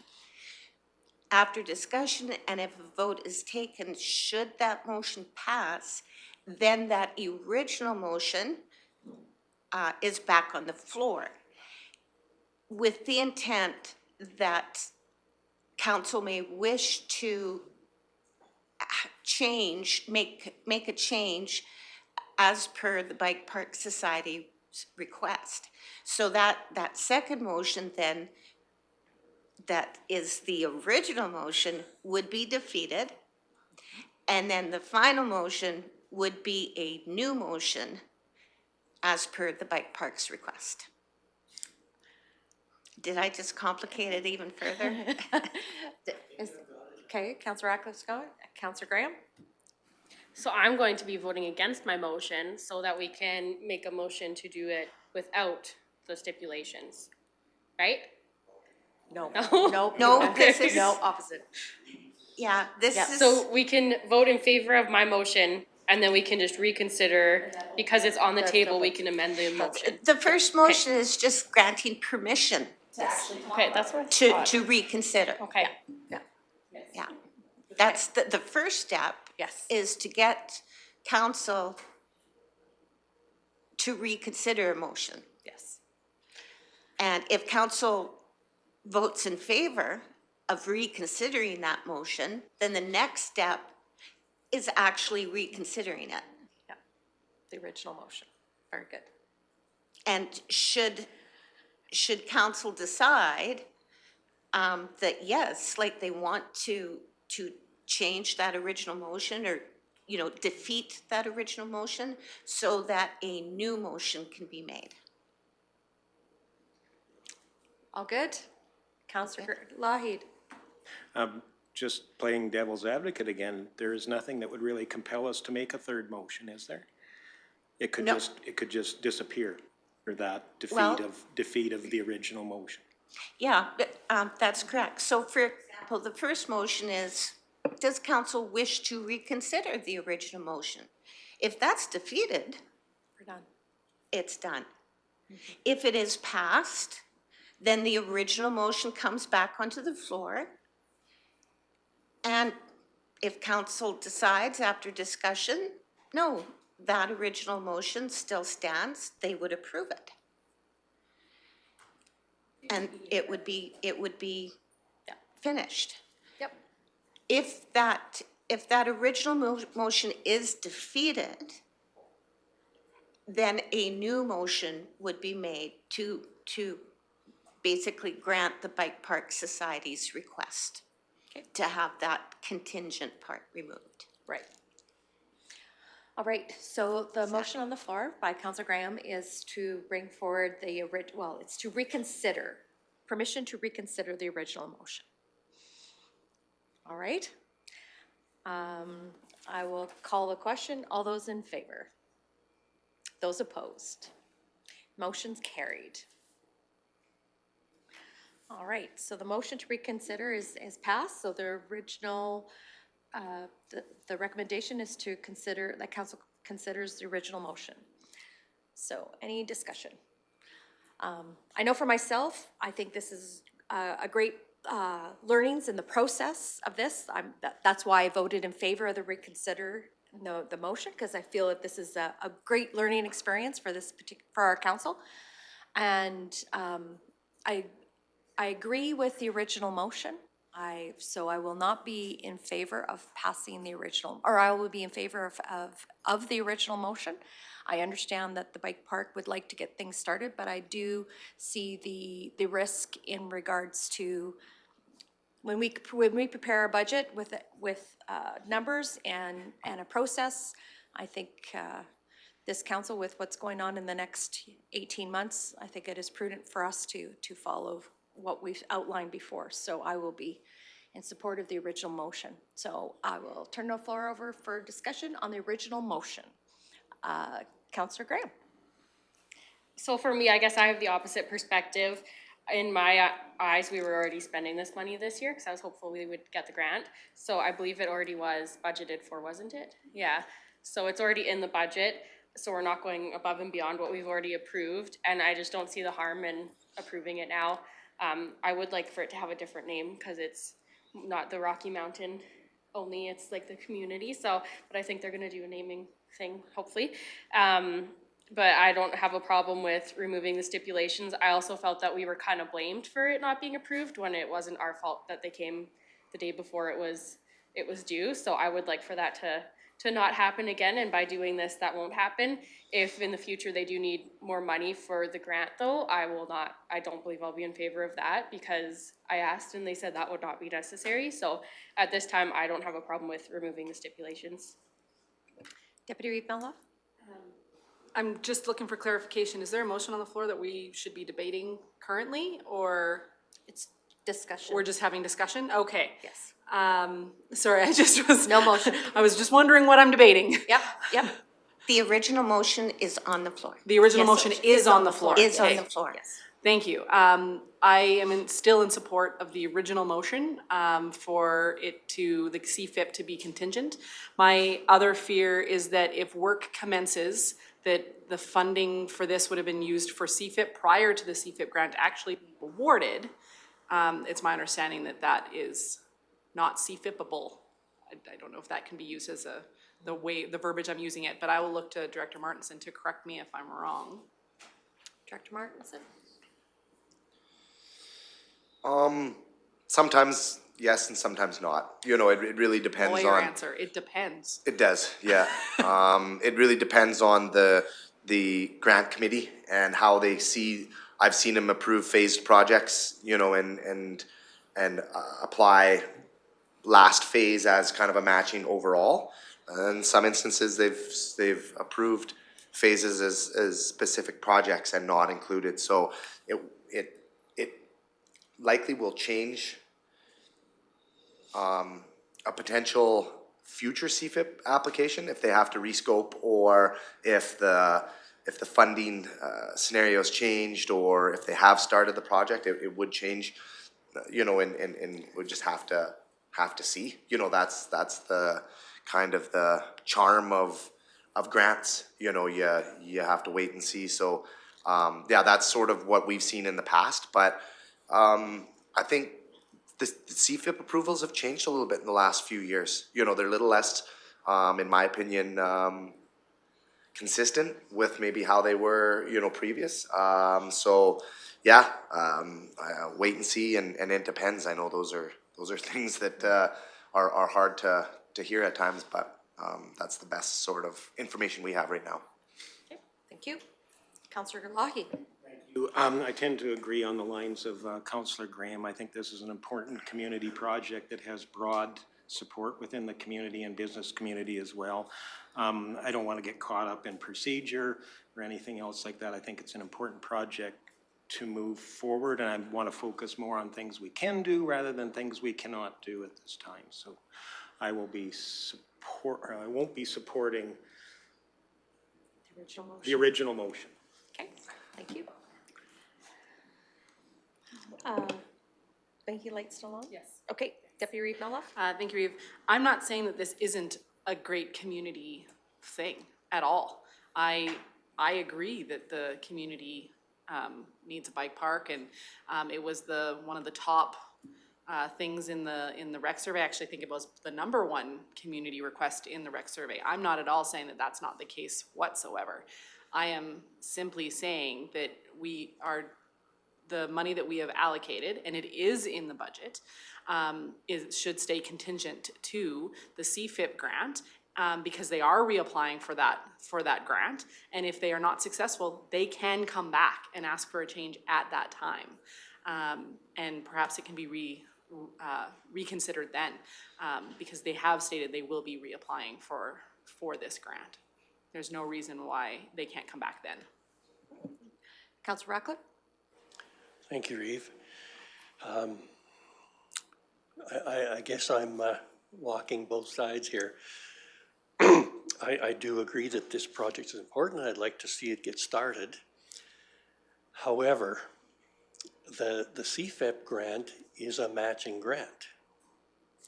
So I would like to have a better understanding of what the risk is that funds expended before the grant is awarded would be allowed to be included in part of that matching funding.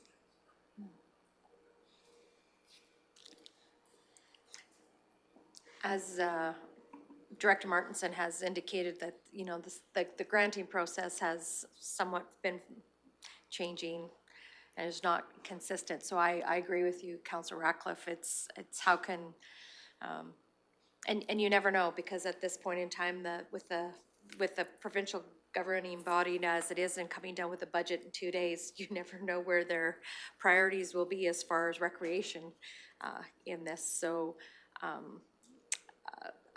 I guess I will direct it to Mr. Martinson that the Councillor Ratcliffe is again asked in regards to match funding that have been expelled, if you've got any more comments on that. Well, I think, you know, from what the group said during their presentation, part of the reason why they're asking to have the funding released is so that they can match it with other sources and move the project forward ahead of inflation as much as they can.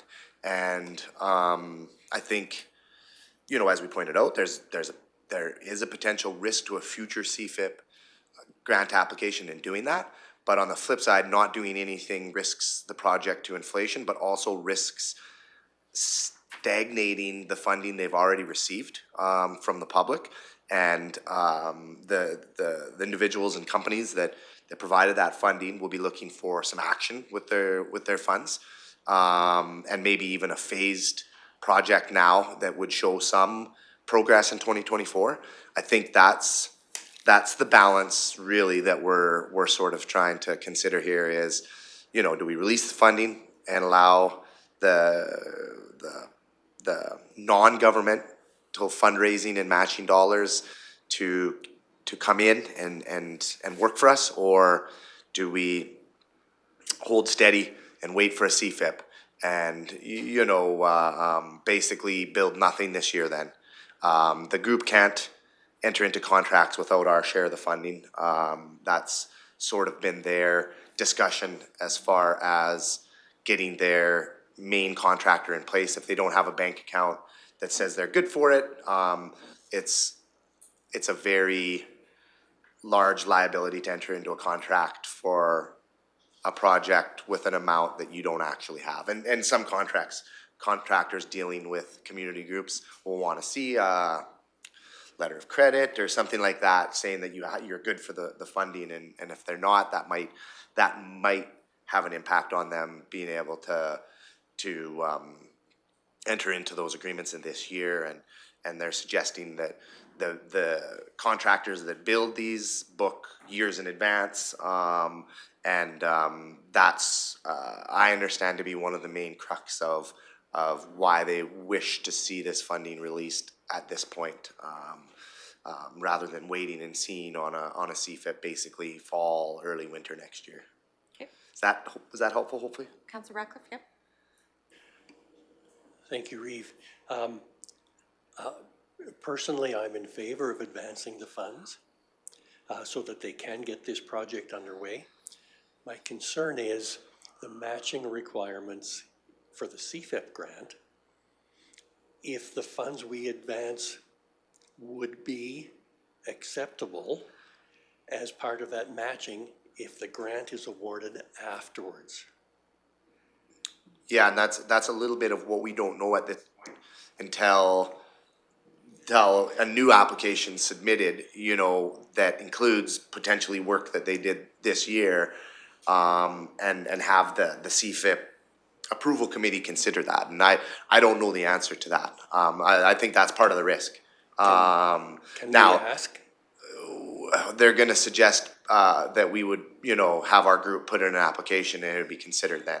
You know, and we get that all the time, you know, for our rec grants. Well, would they approve this? Well, you have to put in an application and we'll take it to the board. You know, I'm not one to, I don't approve the rec grant, so I have to wait for the board, and I don't get ahead of the board.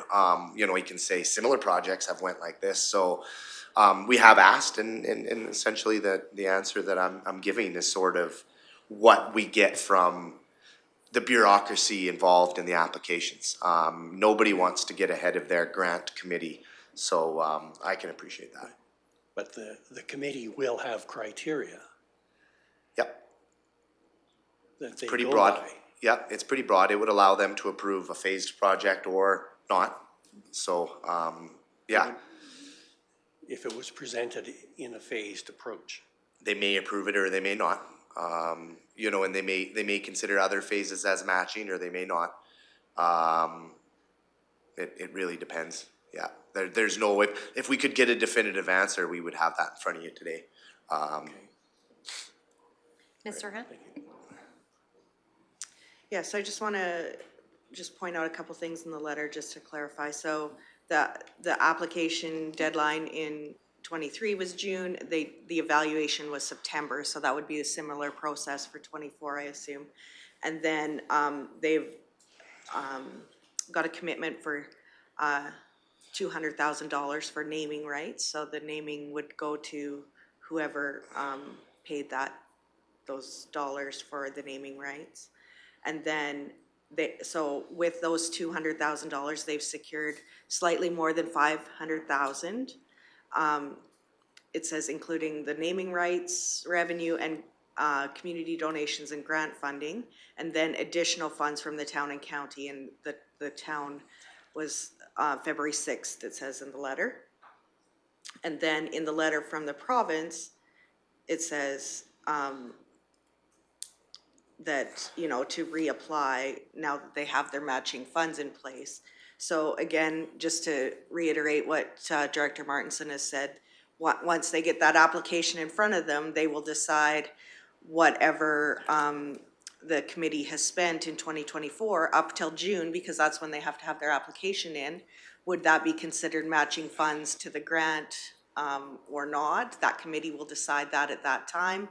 And I don't know what their application, what the amount is off the top of my head for their CFIP application, but in my consideration, I believe it's less than the $1 million that they would have for with the community donations, the naming rights, and the grant funding being just slightly over $500,000, and then the town and county's portion being an additional $500,000. So they would probably have a buffer between what the grant application is and what they already have secured for funding through the community and the municipalities, and then they're going to continue to fundraise, is my understanding. So, and again, it's so that they don't miss the 2024 construction period, because the approvals don't come in, the evaluation doesn't happen until September, so. Thank you. Councillor, Deputy Reeve Melhoff, and then I'll go to Councillor Lai. Thank you, Reeve. Can we not write a letter reinforcing that we have it sitting in our 2024 budget, that we do support this wonderful community initiative, et cetera, therefore showing that we have, they have us as a committed partner.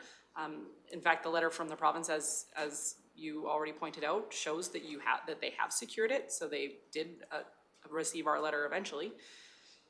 Would that not help reinforce that? Ms. Saran? Yeah, I believe it would for the CFIP portion. I think it's just to get started on the 2024 construction is the reason they want to secure those funds, and like Director Martinson said, enter into those agreements with the contractors that are specialized in doing the construction for the project. Councillor Lai? Thank you, and I'm trying to understand the perspective, because you're trying to say that we have a commitment to this project without a commitment. So I don't see the problem. I believe this project stands the best chance of being successful and built and serving our community if it has a commitment of the funds without a condition added to that commitment. As we know today, we can, if we haven't cut the check, we can reconsider every motion that's before us. So I think that does kind of send the signal that we aren't fully committed to this project going forward, even though we have monies in reserves. We have lots of monies in reserves. That doesn't necessarily commit us to doing any of those things until we cut the check and do the project. This would be a true commitment if we're saying that, go ahead, we want to see this bike park serve our community. And that's just kind of my perspective. Deputy Reeve Melhoff? Thank you, Reeve. I am concerned about the CFIP, that if project continues forward and then our commitment is utilized for groundwork now, that CFIP will not allow the already utilized funds for that project to be used for CFIP. And CFIP is being used for 69% of the organization's matching or of the project in general.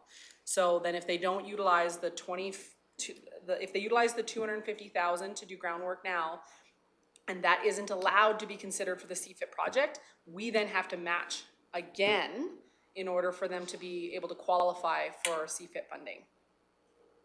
Councillor Lahi?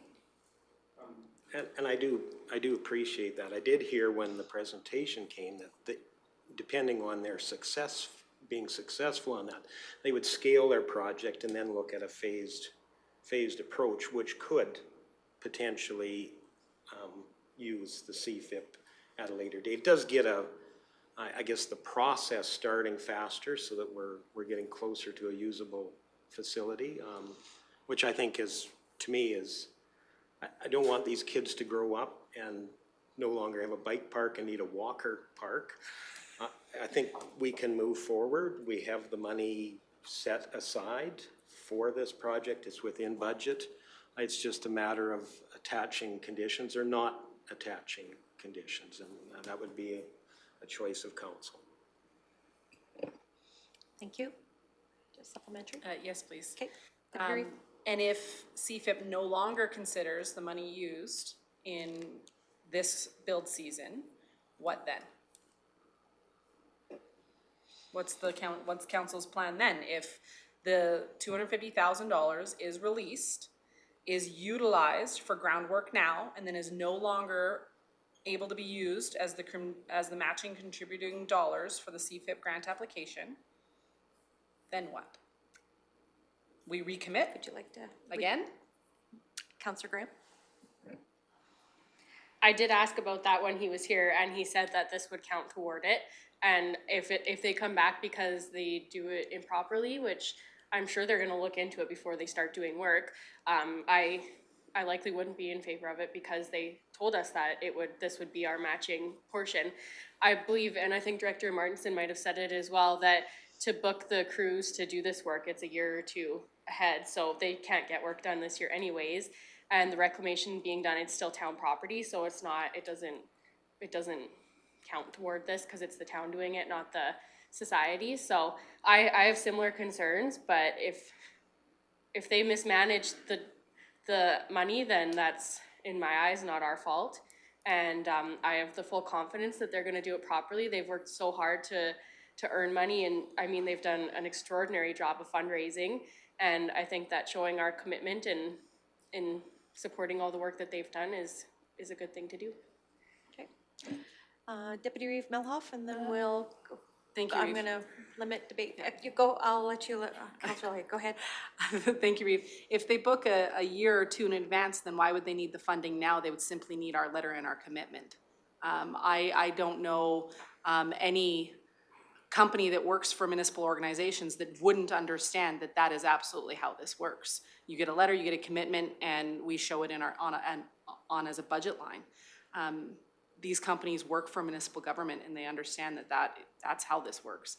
So if they're truly not gonna be doing work in this build season, then they absolutely could wait for the CFIP grant application, and our letter would be sufficient. Councillor Graham?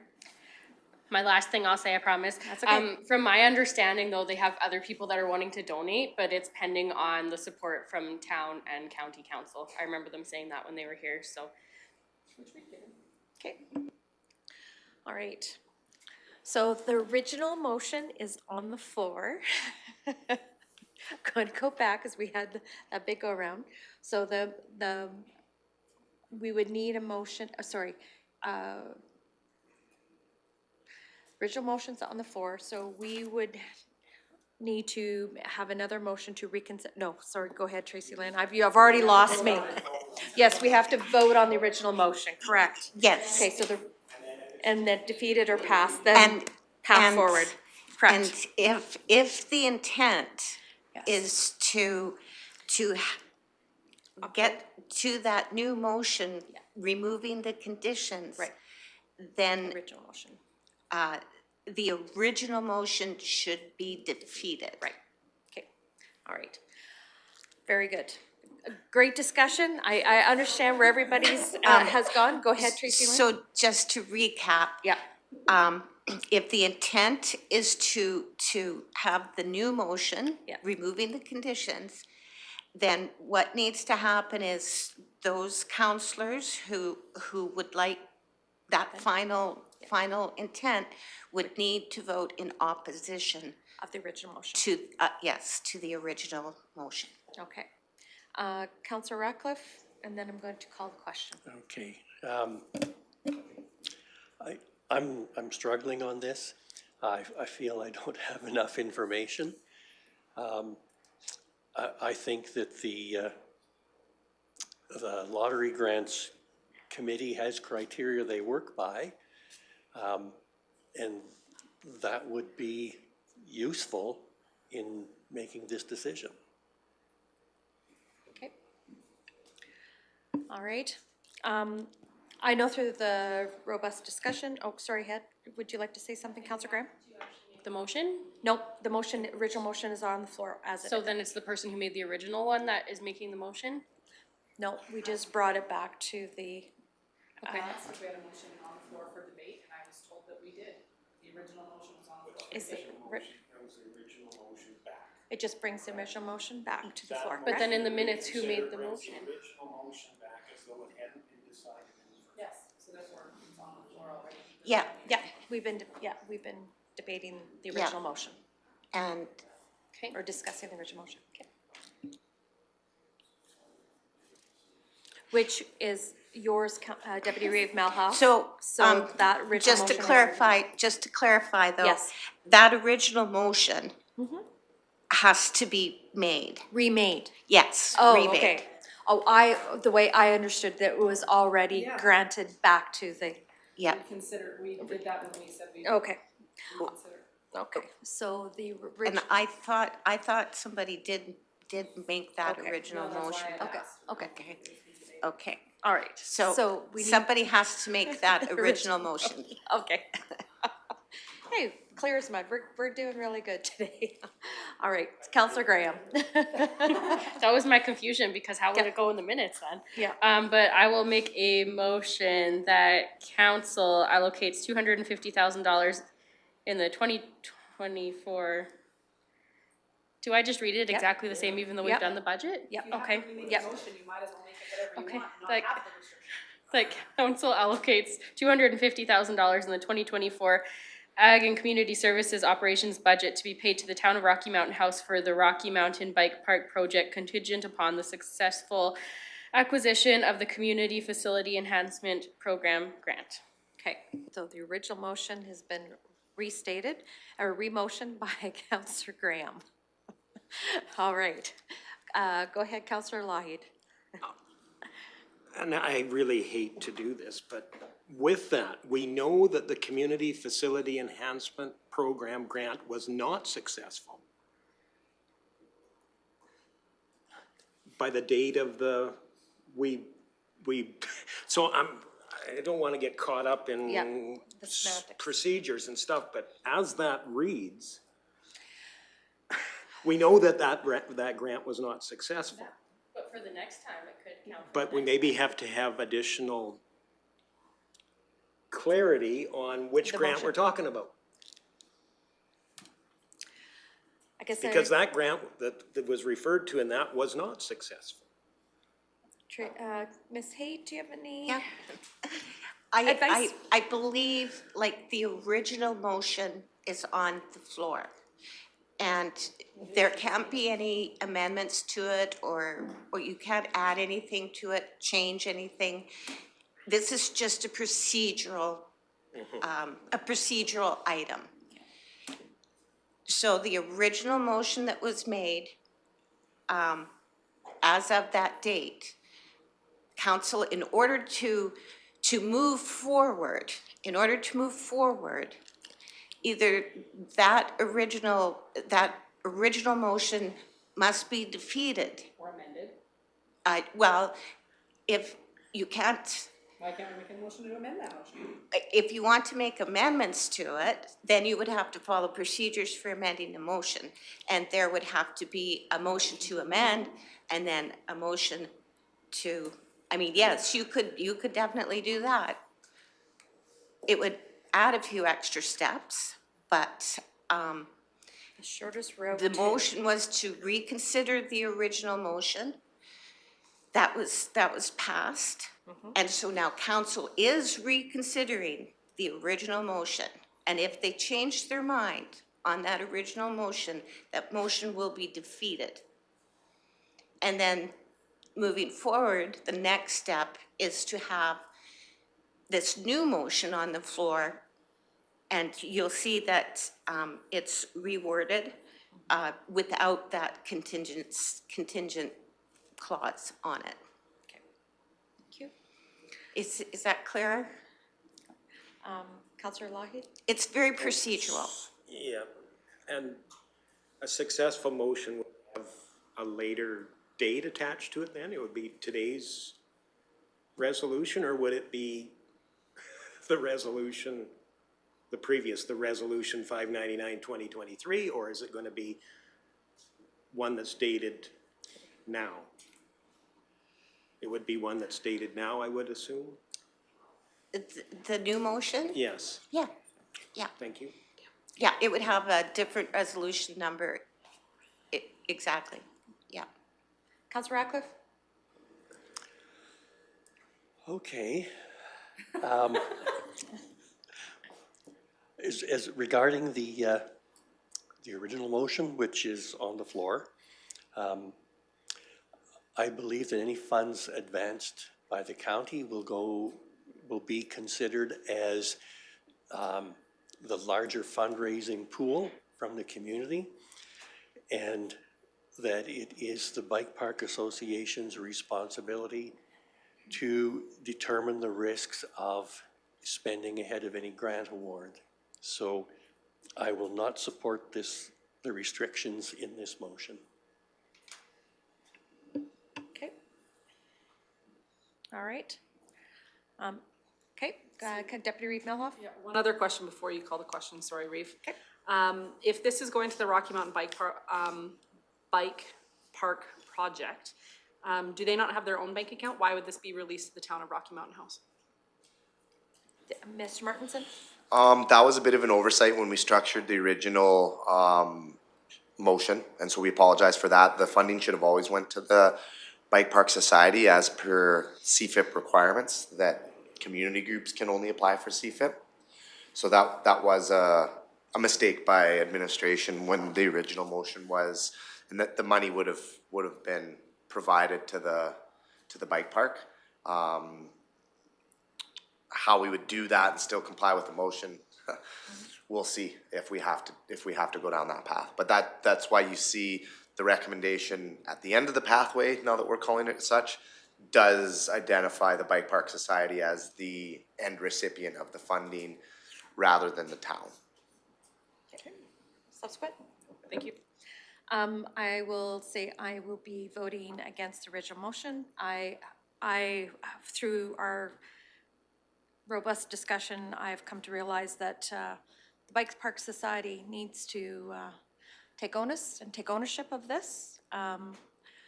Should they require more funds, that will be an opportunity for them to come before council, but also under the understanding we are redoing our rec agreement with the town of Rocky Mountain House. That will possibly have that project in, and that will be an opportunity for this council to further decide in regards to other projects or that project in particular as we go forward through the ICC process, etc. So I will be in support of taking off the contingency. So anyway, so the original motion is on the floor. So I will call the questions. All those in favor of the original motion with the contingent? Thank you. All those opposed? The motion is defeated. Now with that, we have a motion, new motion to come forward? Or there needs to be a new motion to come forward that's been, now that the original motion's been defeated. Looking for, okay, Councillor Ratcliffe? I'll jump on that. Thank you, Reeve. I move that council grants the budgeted $250,000 to the Rocky Mountain Bike Park Society without conditions. Okay. Is that? Mr. Martinson? It was administration's recommendation to not remove all the conditions. There is some conditions that normally administration puts on funding that would be advisable for the risk management of this. So the resolution does specifically state without the conditions of receiving provincial funding from the community, without conditions does potentially cause the administration some issues. So just clarifying that. Thank you. Okay. Let me clarify my motion then. Very good. That the removal of conditions is receiving the provincial CFEP grant. And would you continue also from the Ag and Community Services 2024 operating budget? Might as well put that in there too.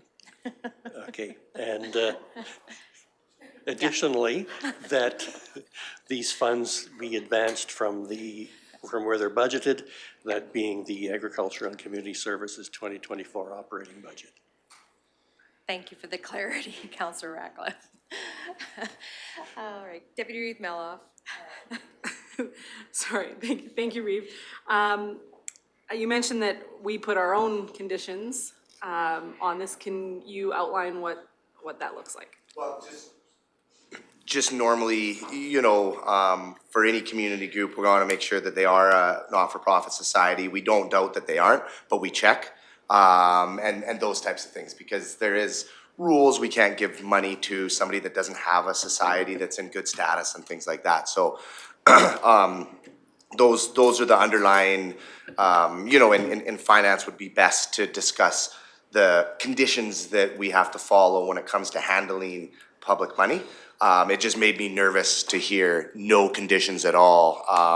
We'll just back a dump truck full of cash up to the, that's not necessarily, and it was weird that I was the one that caught it and it wasn't that side of the table, but, thank you. I get a gold star from finance today. So yeah, just the regular due diligence that we are required to either by law or best practice when it comes to handling public funding. If that helps answer the question. But society status is a major one that we always look.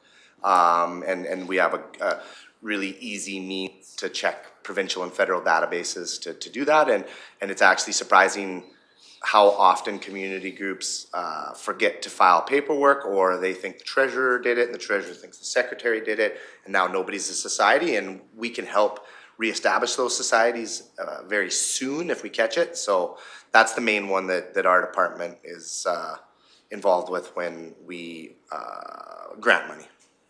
Thank you. Ms. Serhan?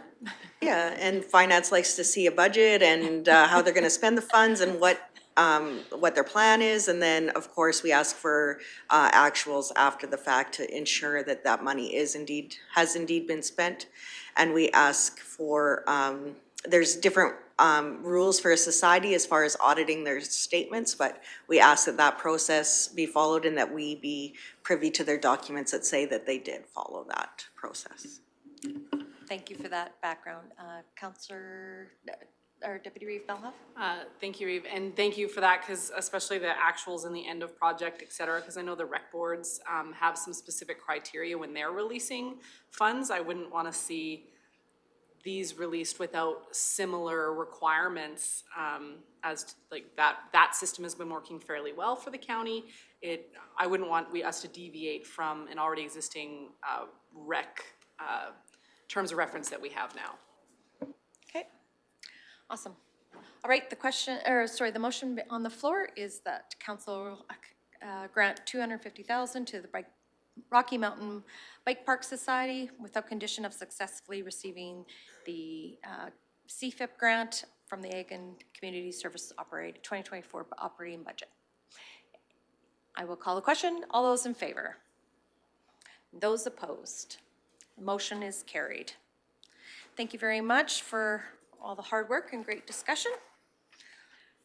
Now we're moving on to item 6.2, and that is the Clearwater County Highway Patrol 2023 Annual Report. And I believe we will have Ms. Higgert join us and Mr. Lucas.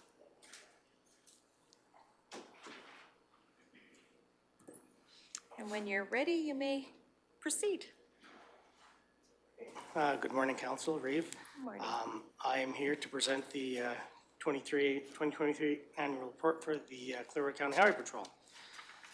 So our mission statement, basically Clearwater County Highway Patrol and our staff were committed to protection of county infrastructure and the safety of the public through proactive and professional law enforcement. We assist with the reduction of rural crime through education, engagement, and enhanced patrols.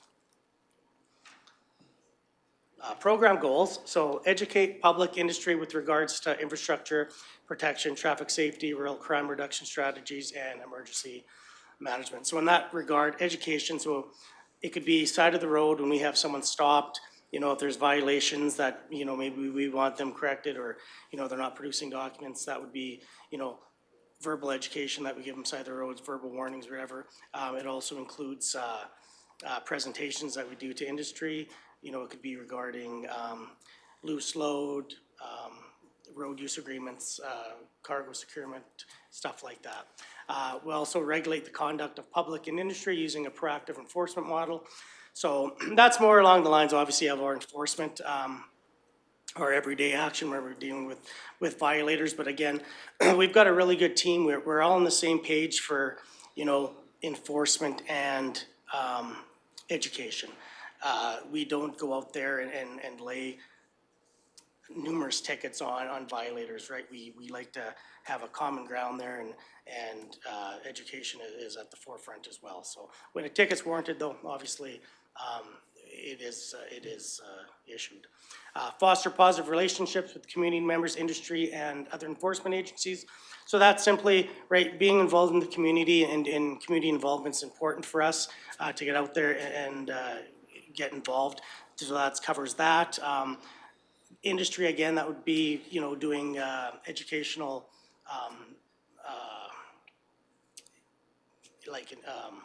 presentations and stuff.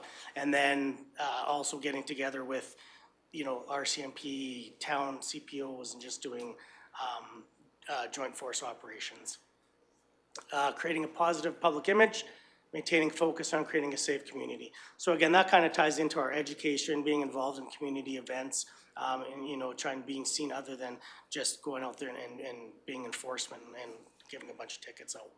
And finally, ensure the safety of recreational users and protection of the environment by ensuring compliance regarding traffic safety, safe use of OHVs, respect for the land, responsible camping, and fire safety. So obviously summertime, that's more when that kind of gets ramped up.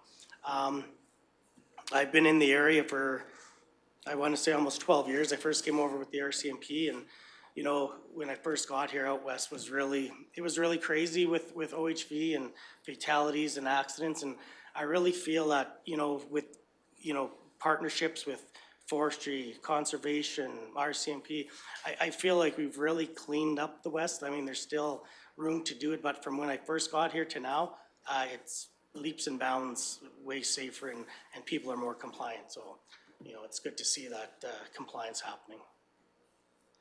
So Clearwater County officers, this is our team. So starting on the left there, that's Patrol Officer Chad Cumberland. Next to him is myself, Jason Lucas.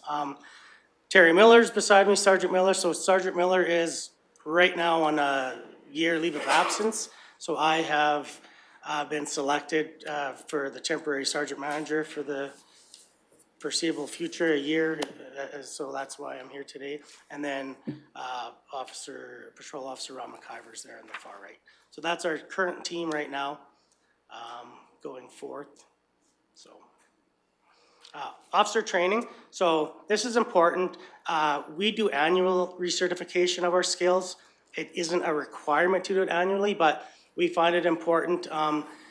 Like I said, you know what, we all have, our team has really good heads on our shoulders. Like, you know, we're not out there yanking people out of cars and stuff. So, but you always have to be prepared for, you know, that one situation that might go bad. So, you know what, our takedowns, you know, handcuffing, baton, you know, all pepper spray and stuff. We just get recertified on the proper use of that, and just keeps us fresh on our training. So program management. So community peace officers, we're employed by the municipalities, and we receive our provincial authorities from Alberta Justice and Soul Gen Department. So we cover county bylaws, provincial statutes, limited criminal code as defined in Clearwater County's authorization to employ peace officers. So the following, we just have some acts there that we have on our appointment. So Traffic Safety Act, that's obviously the act that gives us our authority for all our enforcement of moving violations, speed, stop signs, stuff like that. Public Lands Act, that would be for, you know, if OHVs and stuff are kind of going off designated trails, that would cover that act. Highway Development Act and Protection would be more if, you know, we have a situation where a road is damaged, that would be an act we would go to recover costs from a company, so to say. Then we have our Environmental Protection Enhancement Act. That's more the littering aspect of that. Dangerous Dogs Act, Animal Protection Act, kind of self-explanatory. Forest and Prairie Protection Act, Forest Act, so that would gives us our authority when fire ban season comes out, and if they ban having outdoor fires. So we have the authority under that act. We could go and enforce, you know, in conjunction with conservation and stuff. So that gives us that authority.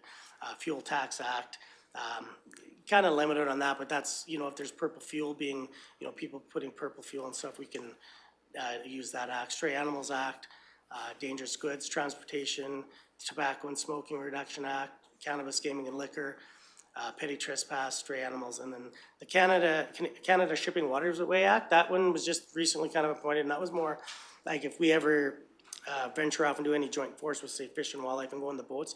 So, there's requirements like for seatbelts, life jackets and stuff. That would be the act that we would, work under in order to enforce, tickets for that, so. So obviously, one of the areas, commercial vehicle safety. So we're training and dealing with aspects of commercial vehicle safety, dangerous goods, weight compliance. This was actually my file. I was coming down, I went up, did a patrol to Medicine Lake, and when I was coming down, I just happened to be right on the spot there. This truck had passed me, and the vehicle on the right there, the driver was waving frantically at me because he had pulled over. So what had happened is this vehicle was passing that semi, and a rock came right off. You can see the windshield severely damaged there. There was glass inside. All the mud that's located on that truck that's just, that was a small slice. Like, there was mud dripping off the truck. It was actually really bad. So I had him clean up a bunch of mud. Yeah, he had to shovel it off into the ditch and stuff. But luckily, nobody was seriously hurt. But you know, there was a fine there for loose load, definitely, because all that mud and stuff is considered a loose load because it has the potential of falling off the vehicle. So fine was issued, and then information, because the driver was pretty hot, I intervened, gave the information for the company for him to go after for repairing of a windshield and stuff. So, you know, all in all, the side of the road, everyone was kind of satisfied. But yeah, these are the things that, you know, can definitely happen on the roads that we want to try and be there and prevent. So infrastructure protection. So this is just a road, just you can see probably, you know, kind of getting springtime, like that is, that road right there is really sloppy. So those are the kind of roads that we want to, you know, as a team, we go out patrol, make sure that, you know, if there's any road use or truck hauls that, you know, we're shutting that down because road use agreement says frozen, dry track. So, you know, we get kind of busy in the springtime just monitoring the roads. So this next slide, so the bottom right is one, that was another road there, that was out going into a subdivision past Farrier. There's a truck haul going on, as you can, I mean, you can see the water in the road. It was a mess. So we shut that road use down until they started, I think, doing night hauls just to let it freeze up and stuff. And then the other three slides, that was on Range Road 80 off 752. So the truck in the top left there, they were literally at one point they were getting hauled in and out of the site by a grader just because it was so muddy. So you can see chunks on the road and stuff, and so, you know, we went out there, made a patrol, got them to clean it up. The picture on the top left there, or the top right, was their idea of kind of cleaning it up. It was still kind of chunky and stuff, so the officer on site there just said not good enough, and then you can see in the bottom left there just the progression of the company coming out and just making sure that the road was, you know, in better shape than what it was left. So those are the things that we kind of look at, especially in the spring, just making sure that, you know, you're not getting rutted roads and any damage to them.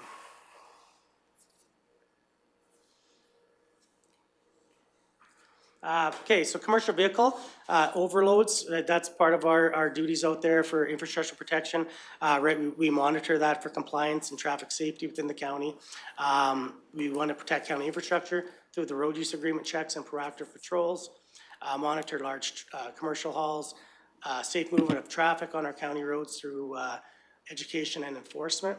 And then the benefits to having successful infrastructure protection, obviously, right, it reduces costs for repairs and maintenance, and it reduces collisions and incidents on county roads. So the picture on the left there, so one indication for us when we're patrolling, like, so kind of in the far right of the picture, you kind of see like a little ridge. That's kind of normal, right? When loads get loaded, right, it comes in, they slide down. But when you look at by the side rail how it's built up that high, like normally if you're going in and you can look up and see down, you should see a lot of space there, right? It should be nice and graded down. So that's a great indication there for us on the road that vehicle is loaded heavy. Up at the top there, so last year we had 102 overloads detected. So we probably, I think we laid 62 or 64 charges. So, right, we're like a 60-40 split on enforcement and education. You know, we understand these guys, infrastructure or industry is important, coming in and doing work. So, you know what? That's why we have the nice little split there. We like giving education. Normally what happens is you're gonna have a axle overload is the one charge that we really look for, because that's, the axle overload itself is the problem that's gonna pound the roads and do the damage. There's a charge obviously for the overall gross weight of the vehicle, when you weigh all the axles. That's not so much because it's spread out over the entire vehicle, but it's the individual axle overloads that do the damage. So normally, you know, if we were looking at 3 overloads, we're gonna give 1, and then we're gonna give warnings, because, you know, the highest I think we had last year was like $5,200 fine. And usually, the max allowable fine is almost the same. So, you know, to butt those 2 up together, that's a pretty expensive day for someone, so, if we have high fines like that, usually we'll give an exceed certificate weight maybe. That's about a $324 fine. It depends on weight and how it is, so. And obviously, you know what, we also have overloads that we get on the road that we just simply give warnings. Like if they're a couple hundred over, you know, and it seems like they, you know, are little bit overweight, it's more of an education piece on those guys, so. Just a little slide here. So this is, you know, in conjunction with the protection of our infrastructure. So in 23, we had 5,137 single trip permits that were issued, which was a slight decrease from 2022. As you can see in 21. So 22, we had like over 6,000. Last year, just over 5,000. So these single trips are issued for kind of the non-standard truck configuration and not regular truck traffic. So it would be like if an oil company's like they're hauling a really big oil barrel or anything over dimensional, really heavy. Cranes are also included in that. So that'll get, those permits get, road data will issue those, but they will be in consultation with our permitting just for the roads and stuff for what routes they're allowed to take. So that was our single trip permits for the year. And this slide is just talks about our road use agreements and then the loads per use. So we had 378 road use agreements. So basically when there's a big haul going on, companies get the road use agreement from our permitting. We get a copy of that, so we have an idea of where we should go and patrol, make sure, you know, roads aren't being damaged, and doing truck checks with load securement and stuff. So the load, and then the loads per road use. So that's just the number. You could have a road use that has 2,400 hauls on it if it's a big haul, and you could have some that are 20. So that's what that number represents. 43,181 truck units. That's how many roughly trucks were operating under those 378 road use agreements. Environmental protection. So environmental damage obviously can occur to our land or waterways because of littering and misuse of the land. That picture on the left was a burnt out holiday trailer. It was a big issue because insurance got involved, and I know Sergeant Miller was dealing with that file, and it was becoming a real hassle because the insurance company kept on saying, yeah, we're on it, but it just, yeah, it was there for a long time, and finally they came and cleaned it up, but it took a while. Obviously pictures of mattresses and stuff that's difficult for us, unless, you know, if we do a patrol and we see someone random camping and happen to get a name and stuff, but if people are just going and dumping that kind of stuff, it's hard for us to find out the violators. The garbage bags up front, sometimes, right, somebody's just driving to the dump and they don't have things secured, and there's a bag blown in the ditch. So what we usually try and do with that is more of an educational piece. I know that I had a call there out at the Leslieville Way Station. Someone had just left a bag there because they were closed, and I know people think, well, you know, get a name inside, but you have to be careful with the court systems. So in that particular case, I did get a name. I tracked down where the address was, and as it turned out, it was a lady, but she was visiting her daughter in BC. It was her husband that had went and dropped the garbage off. So, you know, had I gone and laid a charge against that lady, she wasn't even in the province. So I had a conversation with him, just about, you know, why, you know, not leaving it because birds were picking out and stuff. So we try and be more educational when it comes to this stuff. You know, if we found a whole bunch of garbage and found someone, you know, I know that we've also had instances where we've tracked people down and had them come and clean up the garbage, and, you know, it was a satisfactory response for us. So, but yeah, it's sometimes happening more than we want, but, so that's kind of how we deal with the environmental protection at most part. Again, does this affect me or my family? Well, yeah, you know, municipalities, you spend millions of dollars every year repairing damaged roads. Hundreds of people are injured, killed each year due to speeding, impaired driving, distracted driving, and unsafe equipment in vehicles. So this was a vehicle that I know Officer McIver had.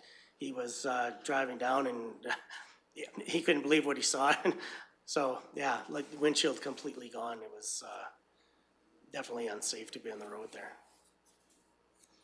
So that was a ticket and a tow.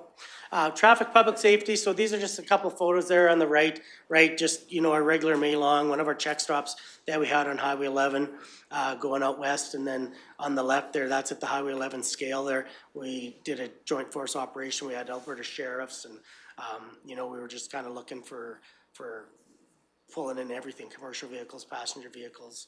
So, you know, things like that, I think it's good to be seen out in the roads every now and then. You know, just doing compliance checks and trying to make sure that things are safe for people on the roadways. So again, public safety, many different areas and forms. So, you know, we go and assist with motor vehicle collisions. So the two vehicles up in the top of the screen there, that was an MVC on 752 access that we attended. Luckily, no one was hurt, but, you know, as you can see, there's pretty significant damage to those vehicles. Load securement, so obviously somebody lost a bail, right? So load wasn't tied down properly. Could have been a bad situation, but again, no one was hurt in that. And then obviously dealing with aggressive drivers on our roads, right? There, guy, you can see 179 is a top speed, so that's quite extreme speed there that we have to deal with. Traffic safety plan. So the traffic safety plan, usually we update this every 3 years through the Solicitor General's office. I just conducted a new traffic safety plan that covers 2024 to 2026. So 3 RCMP detachments are included in that Rocky Rimby Sundry. Basically, public safety infrastructure protection priorities are set out in that document. Consistent messaging through education, awareness, enforcement. Traffic safety plan also supports the strategic plans set out by council, as well as our provincial traffic safety calendar. So every month there's, I know this month was distracted driving. I think March is seatbelts, so we follow that calendar as best we can. The plan assists our officers in strategically planning their activities for the day, ensuring continued protection of infrastructure, as well as safety of the motoring public within the county. So we do have addition. It's been, I want to say a couple of years now with the primary highways for our appointment. It's been successful. It's allowed us to, especially when we're out west going to Nordegg, it gives us the ability to ensure consistency with the program on all the roads within the county. Again, we continue to see excessive speeds on both municipal and primary highways. Highest speed we had was 79 kilometers over the speed limit there on Buster Creek. And we also had a motorcycle, I believe, 177. I think that was on Highway 11. So speeds are definitely out there. Also, traffic safety, our plan covers the safe and respectable off-highway vehicle operation, and continue to work with our enforcement partners, ensuring the safety of the West Country recreational users. Joint force operations, so the Nordegg long weekends in which we usually, the last couple of years, Blackfalds RCMP, the Integrated Traffic Unit, they will come out, they've been coming out every long weekend. We give them accommodation out in Nordegg, and then our officers will go out and join them, and it's usually very successful, just having that number of enforcement officers out there. So you know, I definitely believe that we've slowed people down and created some safe driving for some people over those long weekends. So this is just a little form here on our violation statistics from 2023. Obviously, speed, you know, it's still out there. I don't think it's ever really going to be curbed. It's one of the obviously more regular or routine violations that we get. So there was 827 there violations just on speed. Now, then we have another, their excessive speed. So that's not included in that 827. So excessive speed for us is we just categorize as anything 40 kilometers over the speed limit and above. So we had 111 excessive speed violations. So that to me that's pretty high in a year, just in our little area there. So a lot of it, you know, on the long weekends, we do definitely get some going out west. This last year, you know, I have seen speeds actually coming down, which has been nice to see, and I think it, you know, it contributes to the, you know, integration or with the joint force with the RCMP coming on long weekends and stuff. So there is maybe a little bit of hope, but there's unfortunately still speed. So yeah, there's stop signs, seatbelts, unregistered motor vehicles. Really, that's really jumped 331.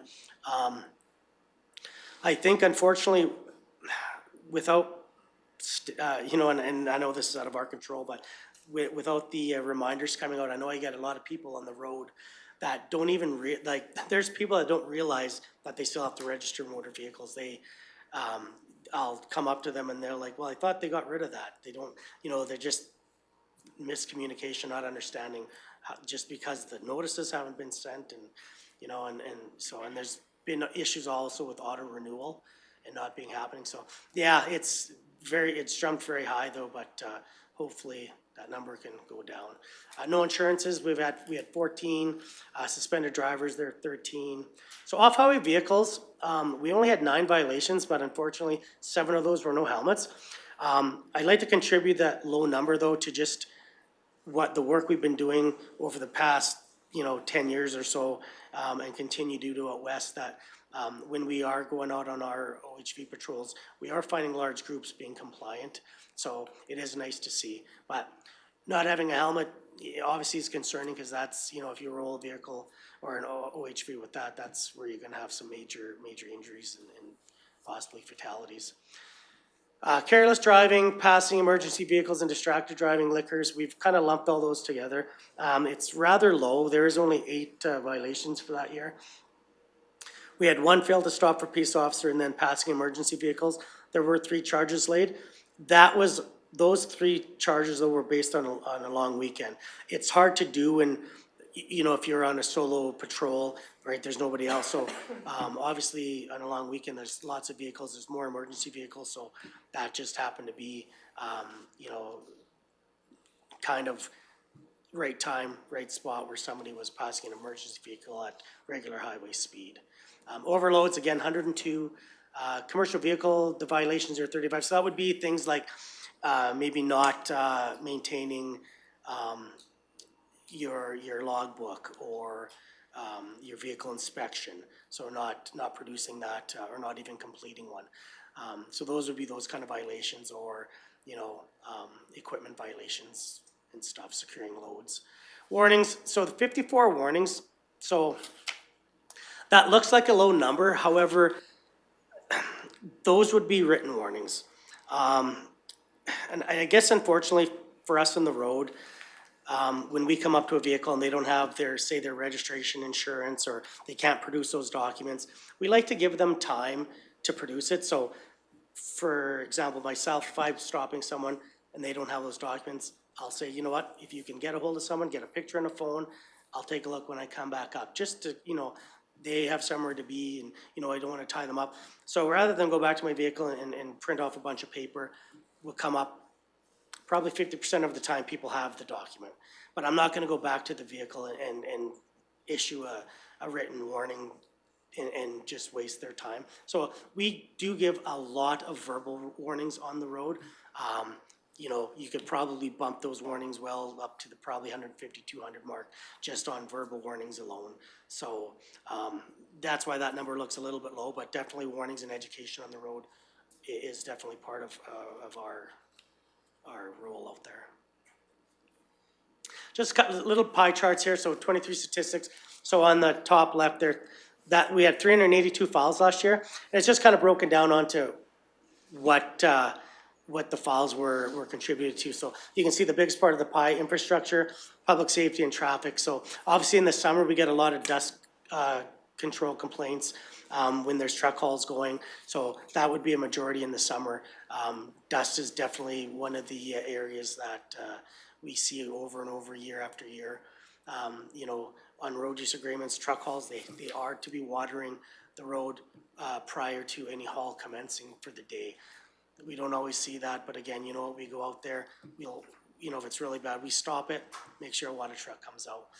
Vehicle inspections, you know, that's probably about the third biggest. We had court warrants there, the second, and yeah, assist county fire, public works, police, that would be going to, you know, if we have to assist traffic control at a fire scene or vehicle collisions, that would cover that aspect.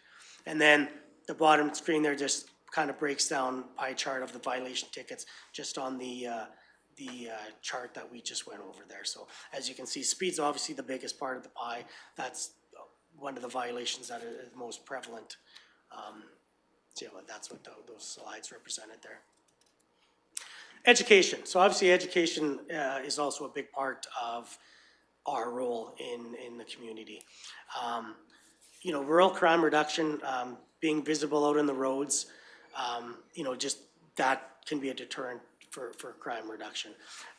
We patrolled just under 160,000 kilometers last year. So a lot of miles, we have a lot of roads out there. Town hall meetings with the RCMP. 2023, I don't believe there were any town halls conducted. This year, Sergeant Spurley with the Sundre RCMP has already reached out. I'm going to be attending one on March 18th, I believe, James River Hall. And then in April, there's another one out at the lodge at the Panther Road there. So we'll be going to that, kind of piggybacking the RCMP. I think they're kind of going out there seeing what, you know, their goals are going to be for the year and just talking to the public. So I will be attending those town halls with the RCMP there. Partnerships with us for education, right? We have obviously Rocky, Rimby, Black Falls, Rocky, Sundre RCMP, all the Sheriff's Department, traffic, commercial vehicles, fish, wildlife, parks. Then we have sustainable resources, forestry, Town of Rocky, Mountain House Peace Officers, and then, you know, other municipal enforcement agencies, you know, Lacombe borders us and Red Deer County as well. Off-highway vehicles. So obviously the importance of us getting kind of out in the backcountry, educate riders on the importance of safety when they're operating their OHVs. So the Positive Ride program it's struggled a lot the last few years for us. I know we did go out and issue some Positive Ride program community tickets, not fine tickets. The problem that we just had was just with funding sponsorship for prizes. So we haven't had anything in the last couple of years. This is something that we want to just kind of get, you know, rejuvenated again this year because I think it's important. And we are seeing out in the trails a lot of people just being compliant, so it is definitely working.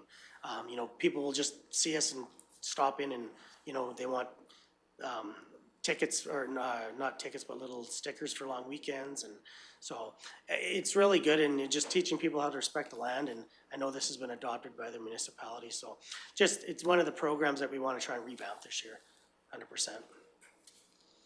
Again, so industry, so commercial, farm vehicle, OHV education sessions, that's another area that we cover. Topics could include load securement, trip inspections, distracted driving, weights and dimensions, equipment, provincial legislation. So the picture on the right there again, so that's another indication there.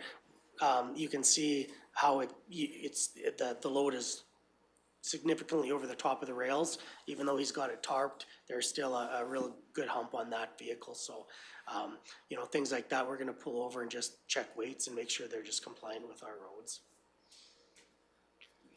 Community engagement. So huge part of what we want to get involved with, and very important being out in the community. pictures here. So this is from our Stuffer Cruiser.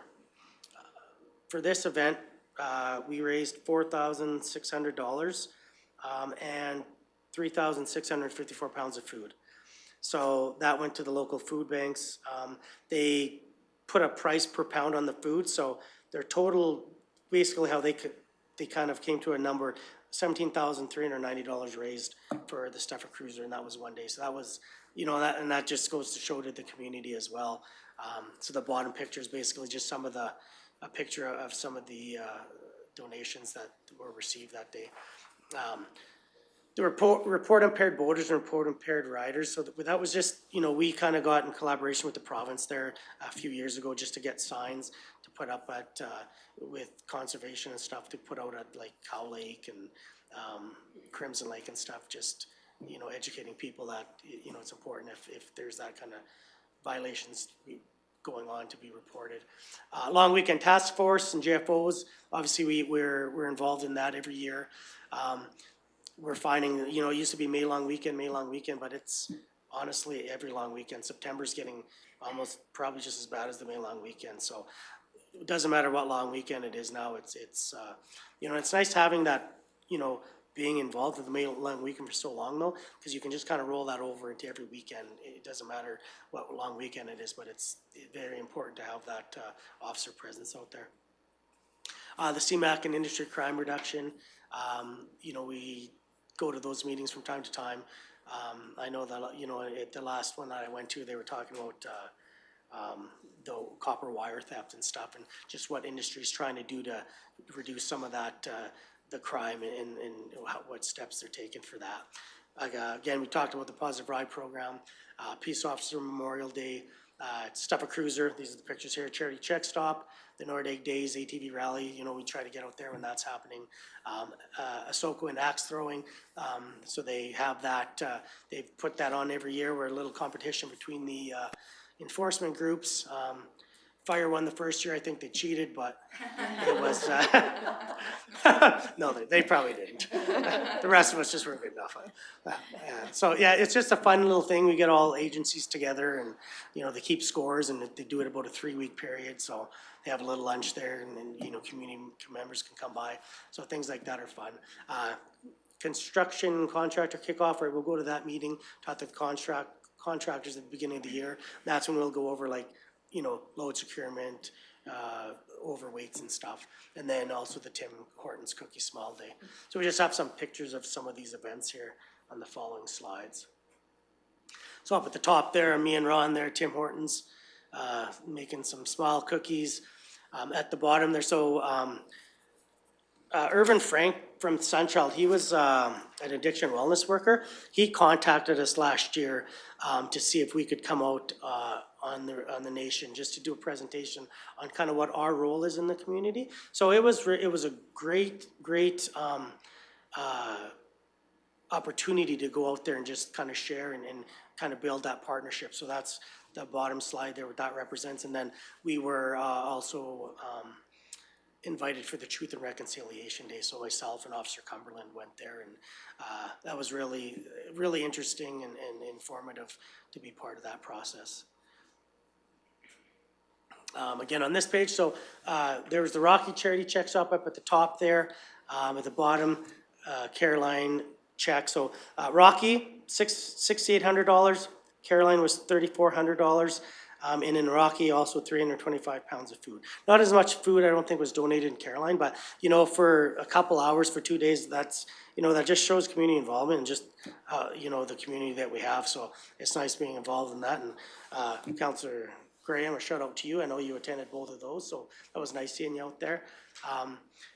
Some other community engagement, the RCMP Musical Ride came last year, so we had some officer presence out there. And then the annual ditch cleanup, we always try and get an officer out there just to patrol the highways for when these groups are going out there and kind of beautifying our county, just to make sure that they're safe as well.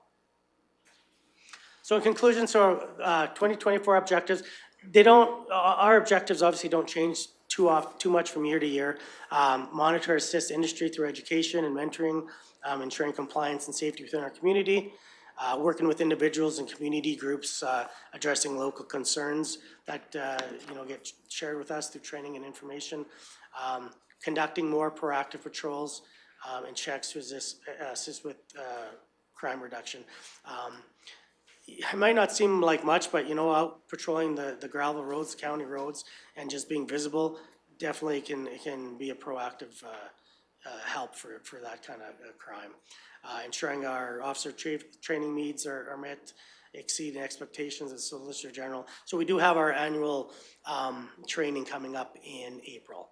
So we'll be doing that training a couple of days this year in April.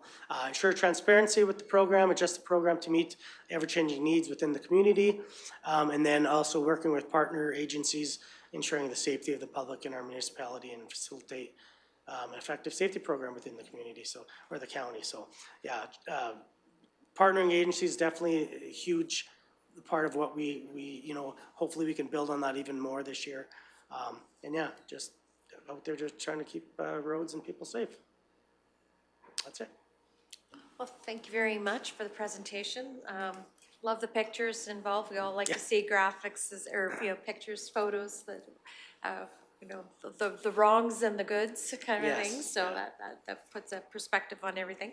So I'm going to just open up for a few questions from council. So Deputy Reeve Melhoff. Thank you, Reeve, and I agree, pictures are always great. We do best with crayon. Congratulations on your new appointment. Thank you. We haven't seen you since that It's took been, place. So congratulations. Thank you. I know that you will fill the shoes well. Great to hear that you're making progress in many different areas. I am curious, the one on the program management slide, county bylaws, provincial statutes, and limited criminal code as defined by Clearwater County's authorization to employ peace officers. Is there more that we could be doing in order to give you more authority? Because if I know that we can't, you have limited criminal code due to Solicitor General's role, et cetera. Is there more that we could be doing in order to give you more authority? Because in that statement, it kind of sounds like there is. Yeah, so with the limited criminal code, what we're allowed to do is more just like property crime that is under 5,000. Definitely, I mean, any kind of support to government to increase that would coming from municipalities and stuff would definitely be an asset. There might be a little bit of hesitation with giving us more expanded authorities, just with the fact that, we don't carry sidearms and stuff like that. So that's probably a little bit of the hesitation. I know that we have that, you proposed last year with the, going forth with doing a little survey and looking into us carrying sidearms. So I guess we'll wait and see where that ends up going. And that probably could help us, how the sheriffs, Alberta sheriffs have been kind of brought into that fold with extra authorities and some of these other conservation and stuff being armed with sidearms. So hopefully it trickles down, but definitely any support that can be brought up to the government would probably definitely give us a hand in getting some of that happening faster. Supplementary. Thank you. Since you opened the door, I wasn't gonna bring it up, but Okay. you did. So where are we at with that? Because I don't want to go and advocate to the provincial level. This council is very active in many different advocacy avenues. I don't want to advocate to open you up for more than 5,000 if it's not going to be safe to do so, and if it's going to be a no to sidearms. Yes. So where are we at with that, so that I don't unduly advocate for something that isn't going to make it safe for you to do your job? So Sergeant Miller is still at president of AACPO. So at our last conference there hasn't been any significant update that was provided to us. I don't have any great information to pass on to that at this time. I think that from what my understanding was, they're still kind of getting their data. I know I just responded to an email from somebody from the Solicitor General's office about how many warrants and stuff that we're coming across on the road. So I believe that's probably part of that study. They're just wanting to see, right, how many of these kind of situations we're coming across on the road. So, I mean, we're obviously not the only municipality, so I think the collection data process is still going on, what I gathered from that email. So I don't have without Terry being here to answer it, I can't positively say how the progression has gone on that. I tried to jump in before the question to even answer that, anticipating it was gonna come. The last I heard from Sergeant Miller was that the AECPO had taken that up to their membership. They'd all endorsed the study to be done. They hired a third party to do a study. That study is being conducted and it is expected hopefully by summertime. So we'd have an update for you hopefully towards summer. I don't want to say June, but if it's not June, but sometime summertime. And because we were the municipality initiating that resolution that went up to the AECPO for that ask, it would likely come back to us, and then that would be to review as the primary municipality, and then from there, council could choose to lobby based on the study findings further into government. So I'd say just stay tuned for that, hopefully to come in mid-2024. Excellent. Even better if we can hit the deadlines for resolutions for fall session for RMA. Would be nice, yeah. Thank you so much. Councillor Ratcliffe? Thank you, Reeve. First, I'm told that you were visible, that you have a presence in the Nordegg area fairly regularly, and I certainly appreciate your efforts in keeping a lid on activities on and off road out there. You listed your program goals earlier on. I'm just wondering which you're most successful with and what barriers you face in having greater success. Do you want to answer that, or want me to? I think based on Sergeant Lucas's presentation, the infrastructure protection obviously is top of mind, as well as safety of the traveling public would be the two goals that work together. But patrols on a paved road surface that may save infrastructure replacement sooner than the capital replacement would be a focus of the work that they do for sure. And to answer the second question, Councillor Ratcliffe, and could you just repeat that second question? Sorry, I lost my train of thought. I asked what barriers. Oh yes, that was why I wanted to jump in and answer that one. Success. Certainly, I know there was a lengthy discussion at a recent amalgamation meeting, but our area for peace officers would be enhanced with more capacity. So we with 3 patrol officers and 1 sergeant, they can only be out on the road a certain number of hours and days and kilometers, and the more capacity the program would have, the more proactive we could be with enforcement for the infrastructure protection and safety of the traveling public. Thank you. Okay, thank you. Okay, subsequent. Actually, I have 2. I recall in the past that there was a problem in working with the RCMP because of communications, that the systems weren't compatible. Has that been resolved? Yes, I know that came up when we used to be on the CPAC committee. Yeah. Yeah, that was an issue. Yes, absolutely. So all radio communication, we were kind of a pilot project municipality. All the channels of the RCMP, we're able to communicate with them directly. So that definitely is a benefit for us, 100%. And because of that pilot project, right, it's filtering out to other municipalities now. So yes, that problem's been rectified, and communication is consistent now and easily available with the Mounties. Okay. Yeah. Good to hear. And I'll just add too, I think Alana's scheduled in March. I can't remember if it's the first or second meeting, but the 3 detachments will come for their annual report to council as well and go over their priorities. And Sergeant Lucas and I met with Rocky Detachment, just happened to be last week. So it's nice to be able to get in there and talk to them in person as well as have access to their radio channels. We were just getting ahead of the emergency management season for 2024. Okay, my last question, recognizing the risk of getting in between elected officials and lunch, is how much time are we spending on provincial highways as compared to our own county roads? Just wondering what kind of ratio that is. We are, obviously, our main focus is county roads.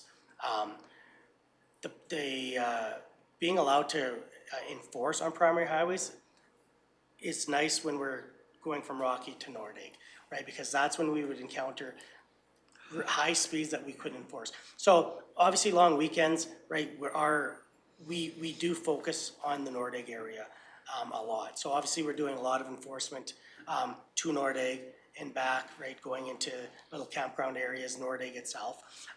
But honestly, we do focus on county roads over the primary highways. Primary highways is just nice if we usually utilize point A to point B, where we can actually do enforcement on it now, where before we just, right, somebody going 140 and we didn't have the authority to do anything about it. So 90-10 split, probably 90% county roads, right? So yeah, we definitely don't want to abuse being on primary highways.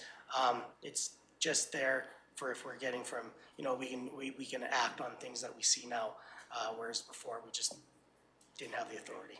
All right. Yeah. Thank you. Thank you. Councillor Graham. I just don't think that you gave yourselves enough kudos in this. I know you personally, Sergeant Lucas, have gone above and beyond with bus drivers to protect the kids in this municipality and to try and stop people from passing those buses when they're stopped for the kids. So thank you for doing that. And I also very much appreciate your guys' approach to this, because then when we get calls about people complaining, because you guys are very fair, it's easier to defend you guys. Like when someone says that you're bullying them or whatever, we know that you're not doing that. We know there's a reason that you're acting the way you're acting. So thank you for your approach. And I'm much less frightened of you guys since doing the charity check stop. So that's really good. Thank you, Councillor Graham. That's very good. Well, thank you very much for coming in and doing your presentation. Appreciate that, and good luck. Looking for a motion to accept Councillor Lougheed, seen him first. Accept the presentation for information. I'll call the question. All those in favor? And that's carried. Thank you very much. All right, we're going to break for lunch at 12:34 and reconvene at 1:10.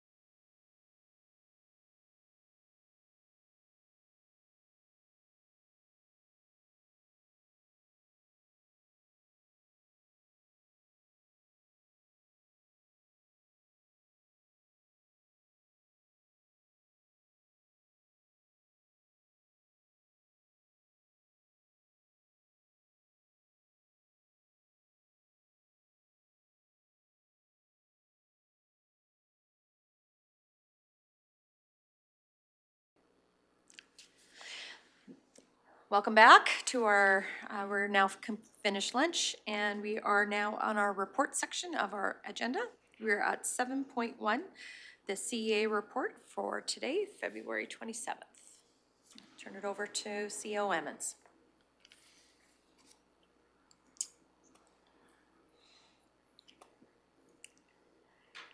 Sorry, Rhea Swanson, That's okay. I am getting back to the program. No worries. So thank you very much. The February 27th CEO report. Recently, 8 resolutions passed at the 2023 Fall Convention details for each resolution, including government responses, statutes, and RMA reactions are available on the RMA resolutions database. The resolutions are as follows. Won't get into the numbering system and unless council wishes, but strategic transportation infrastructure program funding, municipal involvement in quasi-judicial agencies, expediting the implementation of an Alberta flood regulation, strategy for management of wildland fires outside of forest protection areas, implementation of provincial police advisory board, provincial high load corridor protection, province-wide regulation for e-scooters and miniature personal electric vehicles, and federal provincial partnerships to counter the United States Inflation Reduction Act. The community-wide capacity building session, the Economic Developers Alberta is collaborating with Clearwater County to host a community capacity building session. This event is scheduled for March 7th of this year, and councillor attendance is approved as per your policy.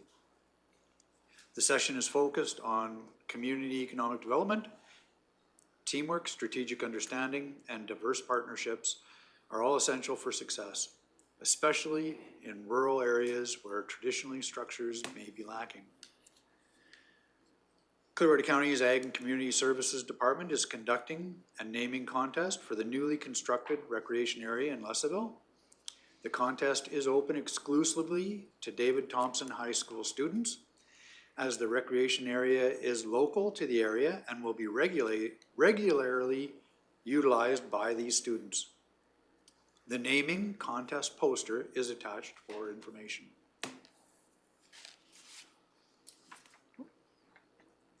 All right. Any questions for CEO Emmons on his report?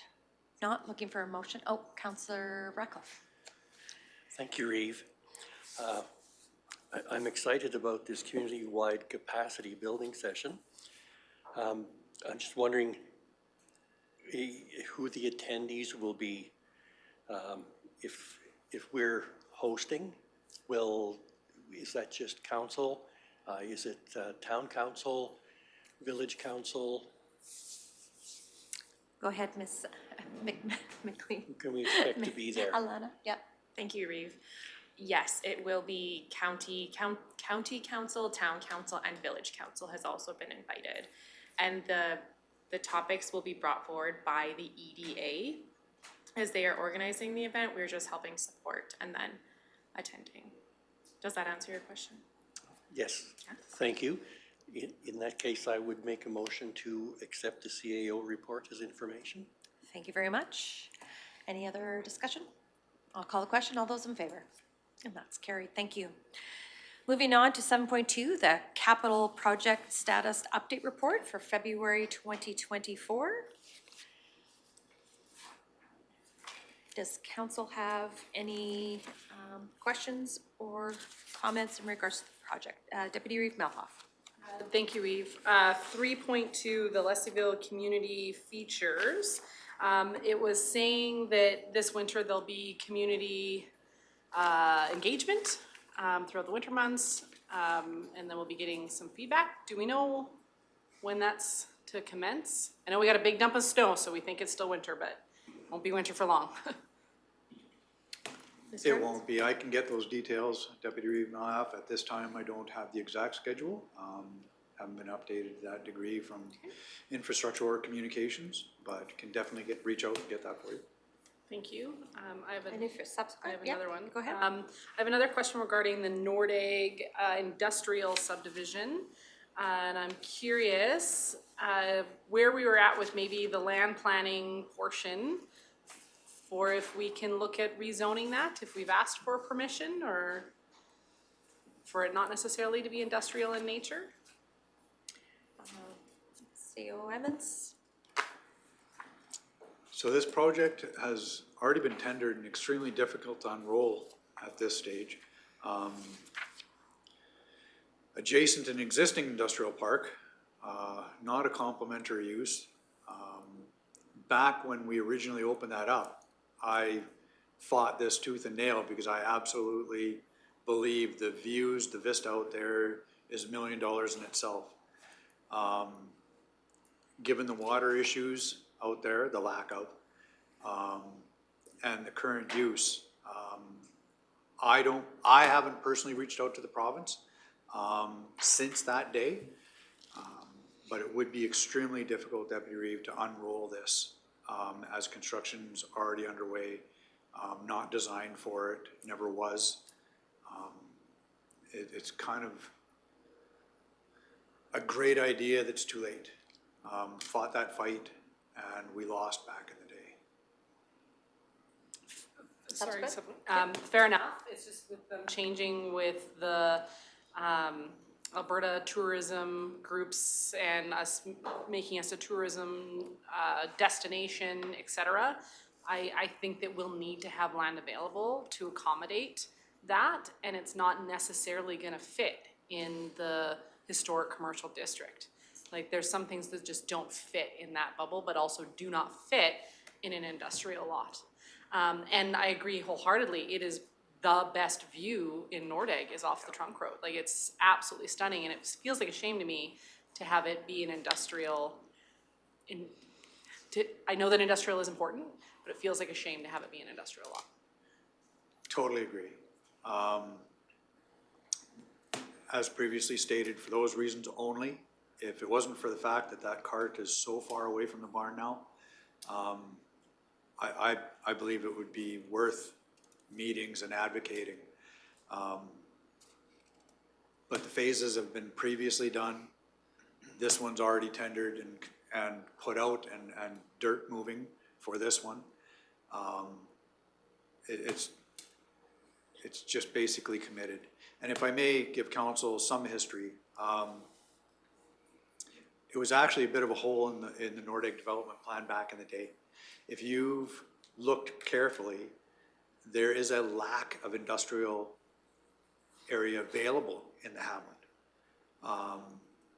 And in that neck of the woods, it was a need, and it was identified as a need by industry, which is why it was an afterthought and a subsequent negotiation after we got Nordegg, actually about a decade after, and then created an industrial park beyond, which is why it's that much disconnected from Nordegg.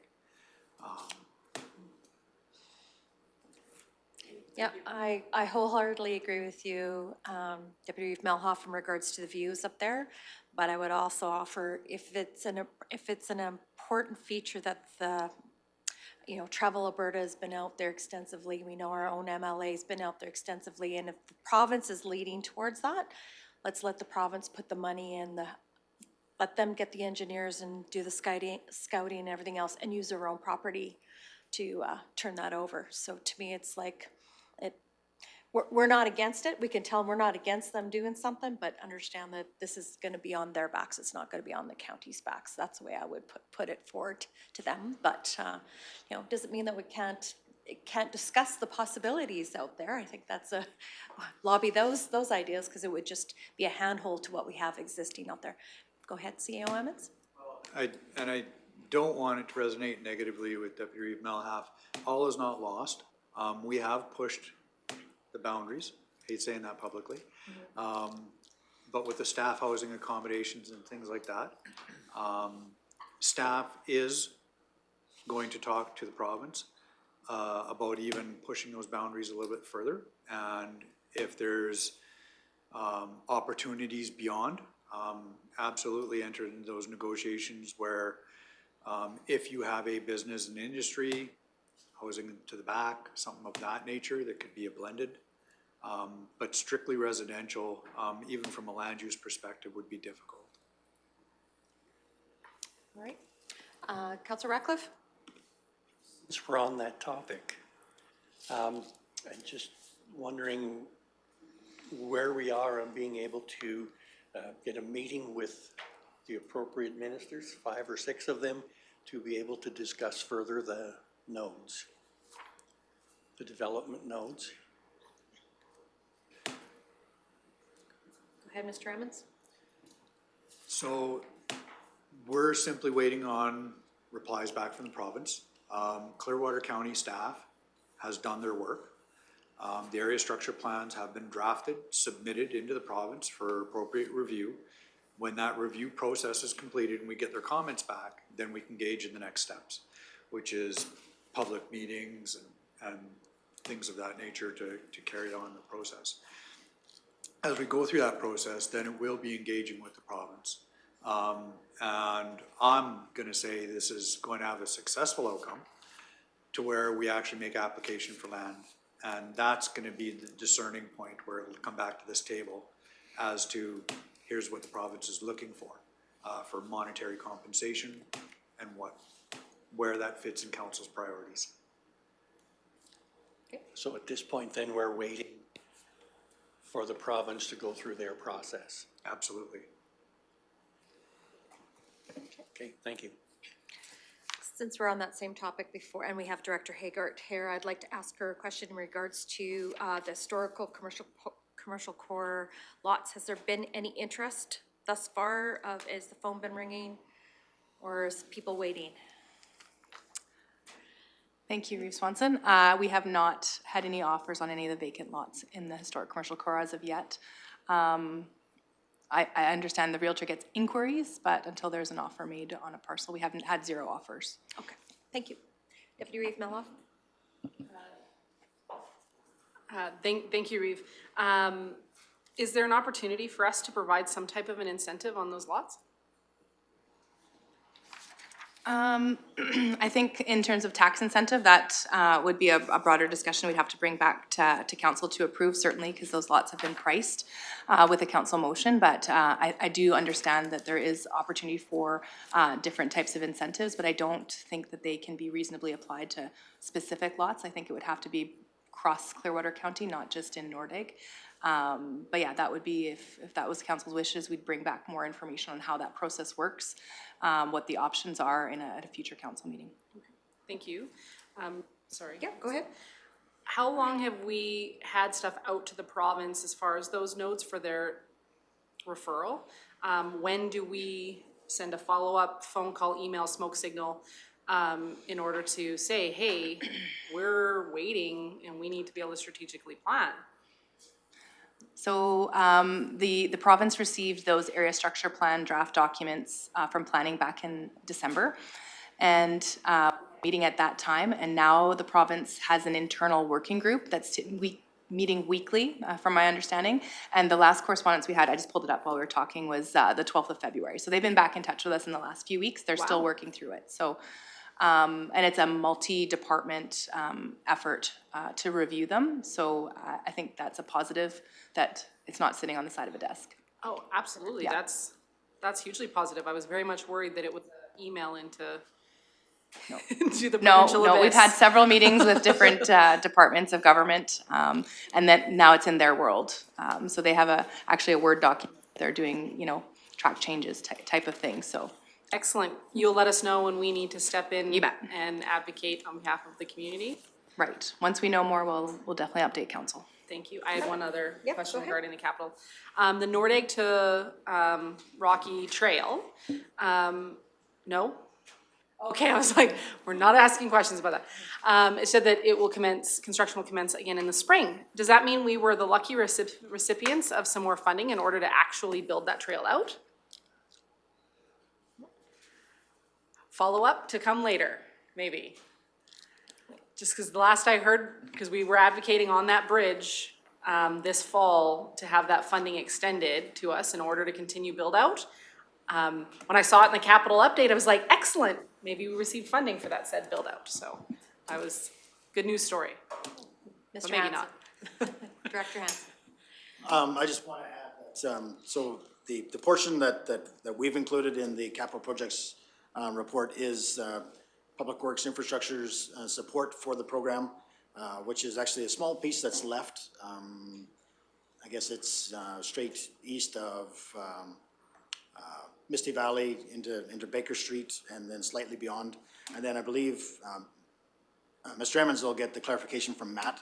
The province is taking on another larger chunk themselves. They're actually doing a design engineering build for the next one that likely be tendered. They're just doing a little bit of a different project delivery method for the next portion, likely going to tie in, I believe, into Chambers Creek.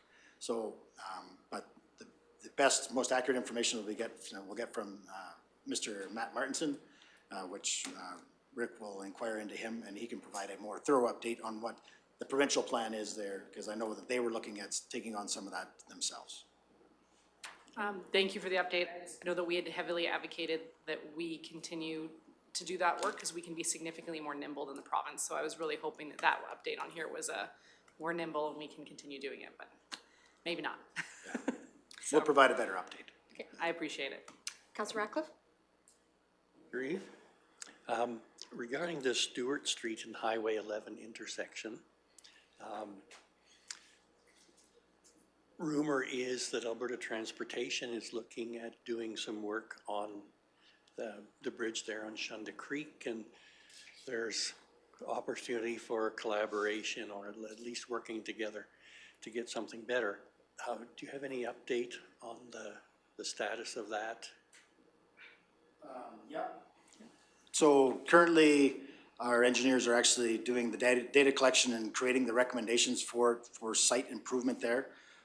It was last fall is when transportation reached out to us in regards to their bridge design. So they do intend on oversizing that bridge to accommodate some more traffic accommodation for the turning lanes, for example, coming into Nordegg, which is a great foresight from them. So that way we could basically have 4 lanes coming onto that bridge. They're going to make that bridge extra wide in order to facilitate a future intersection improvement for that intersection.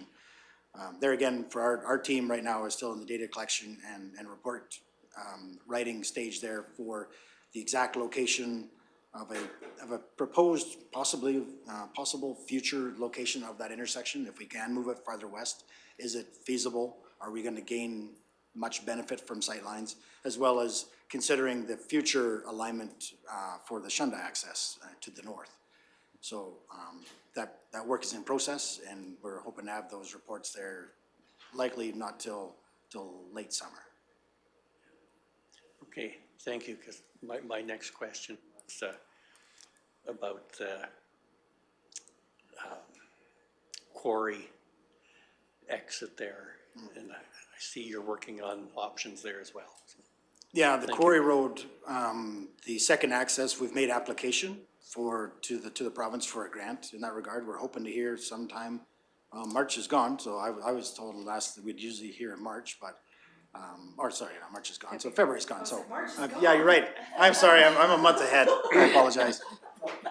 We're told that it should be in March when we hear back from the granting agency. So if it comes back as a successful project, that conversation will be brought back to this council for consideration. But as we know, there's lots of priorities this council has to consider, and it's an additional cost, of course, regardless, even with the grant, it's still a healthy chunk that would be required from the county. But stay tuned, and we'll bring that information back to you as soon as we have it. Thank you for the great information. Awesome. Councilor Graham? I would like to make a motion that we accept the capital project status update report for information. Thank you. Looking at no more blinky lights, I'll call the question. All those in favor? And that's carried. Looking at 7.3, the Clearwater Regional Fire Service, Rescue Service and Community Peace Officer Report. Deputy Regent Hoff. Thank you, Reeve. First off, I love this format. This is a changed format than what we're used to. I think it's great, very well laid out. And exciting that we will be getting a new aerial in July, if I'm remembering that 604 is an aerial unit. That is great news. Looking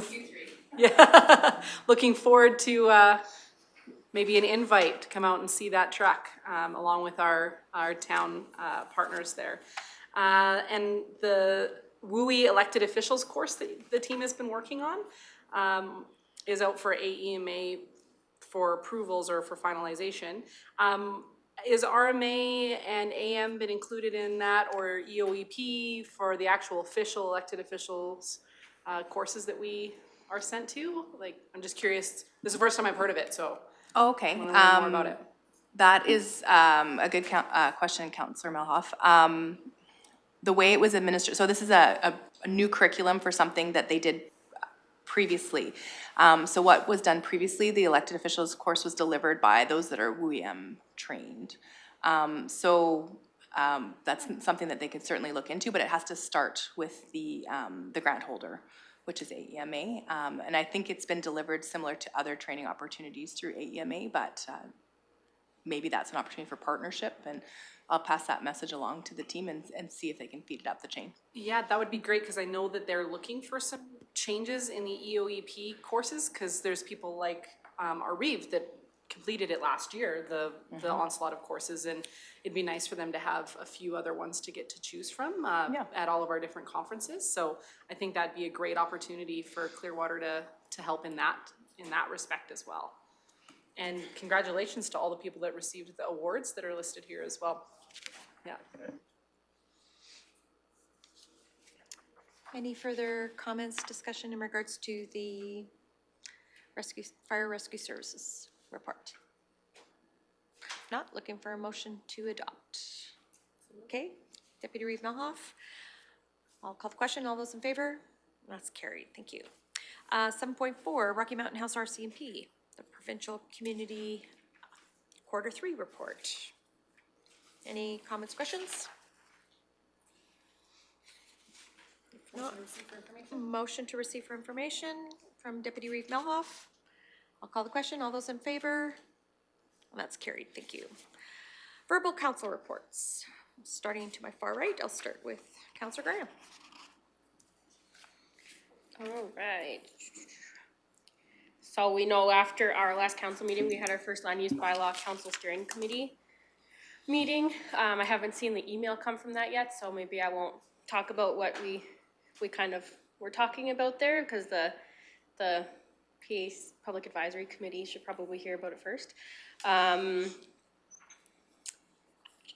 attended virtually the Brownlee Emerging Trends. I found it very interesting. I always think that they are very well put on. I think that everyone attended that. No? Well, a couple of things. They did a very good explanation of tender versus RFP, which for me, that's always been a little cloudy in my head. So that was nice to have that clarified very well. No,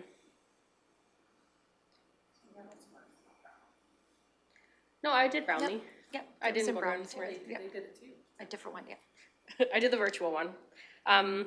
Also something Alethea said, and she was referencing staff, I think, that if you can learn to appreciate those people and use their skills, you can move the municipality forward. So I've heard similar things, that different things about using people's best skills, and I think that's really good information.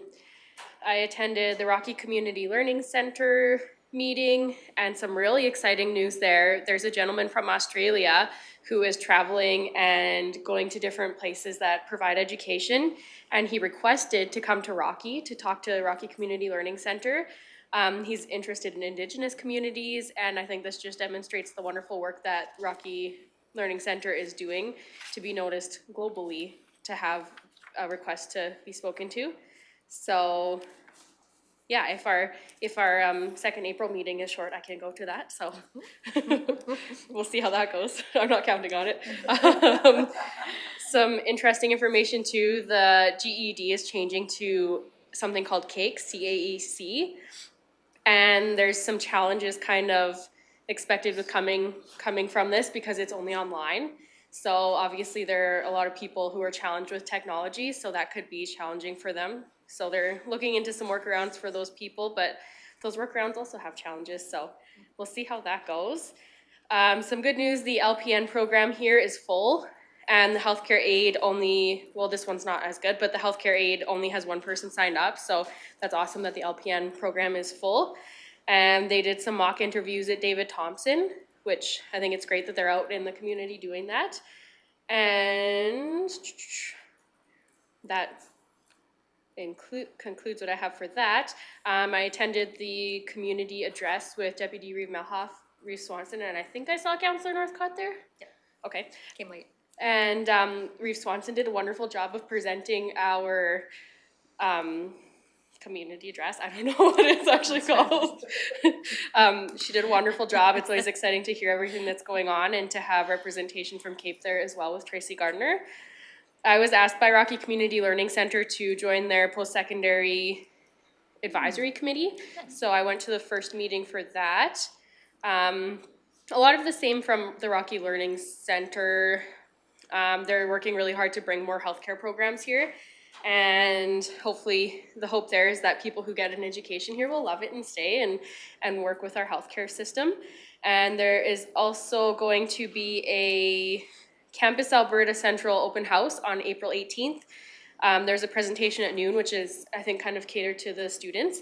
And then the rest of the open house is from 12:30 to 5:30. So there's going to be a presentation at 5:30 for practical nurse diploma and healthcare aid certificate program information session. So, and there will be snacks. So we should all try to attend that if we can.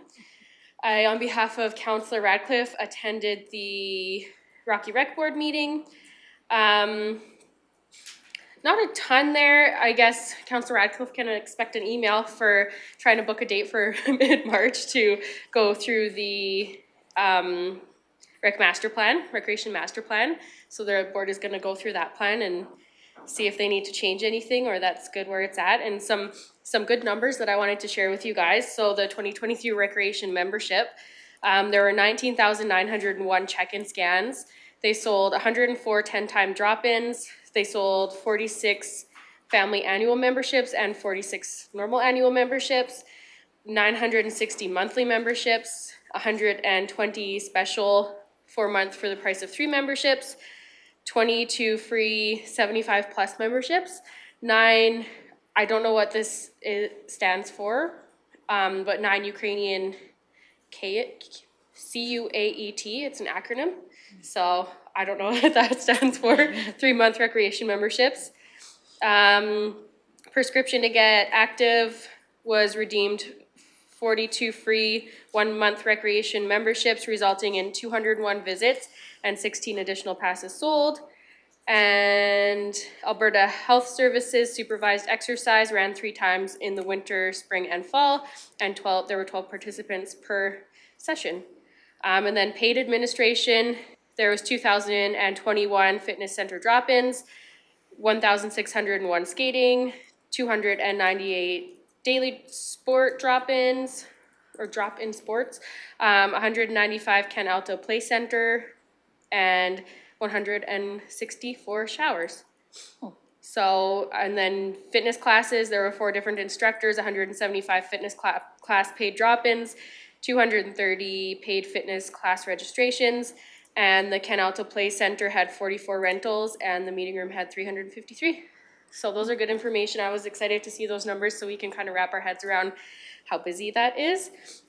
I attended the virtual RMA unpaid oil and gas tax webinar. I'm not going to talk about it. So there's, I think,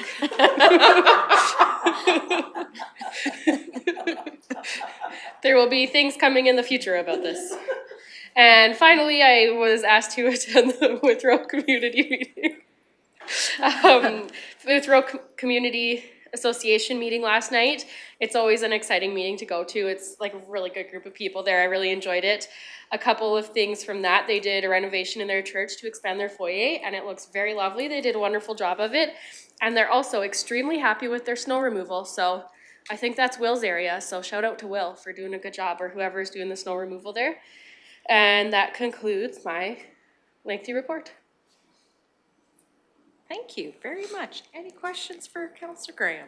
If not, moving on to Councillor Sure. Well, Wahi. thank you. From one end of the spectrum to the other, I have very little report since I've been out of country for the last 2 weeks, but I will say that I did have a councillor drop-in session, a good opportunity to check the pulse of the community and perhaps inject a little cholesterol in the form of donuts.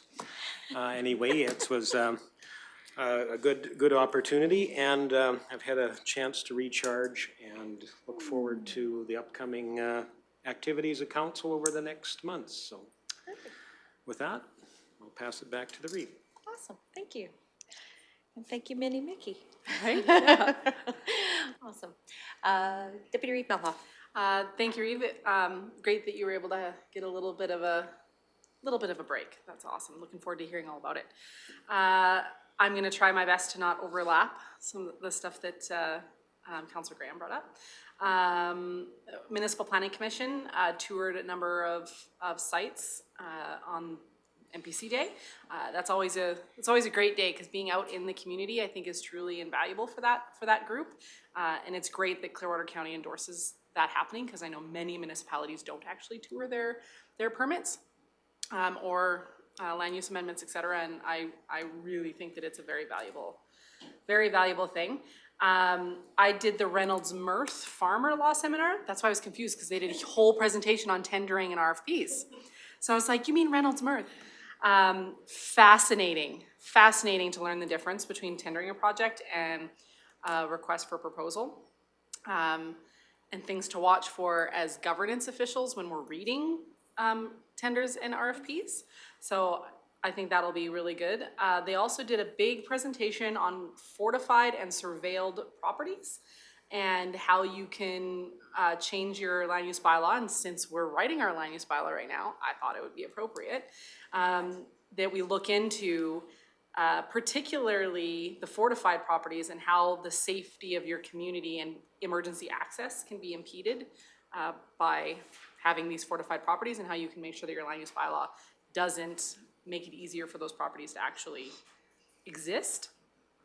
They did a big presentation on roads as well, which I found interesting, because how you define a road isn't necessarily how the MGA defines a road, which I think was very unique for Clearwater County, because we have a lot of roads that are traveled by the public daily that aren't municipal roads. But if the public travels them daily and the public thinks they're a municipal road, they can be interpreted as a municipal road, which I think we need to be careful about, because we have all those oil and gas and forestry roads that are traveled by the public but aren't actually municipal roads. So I think there's definitely some learning room in there, and they talked a lot about grazing leases and grazing permits and grazing licenses on your municipal roadways and how that applies to us as well. And I think that's it. I think that's it for me. I think that's the smallest council report I think I've ever given. There you go.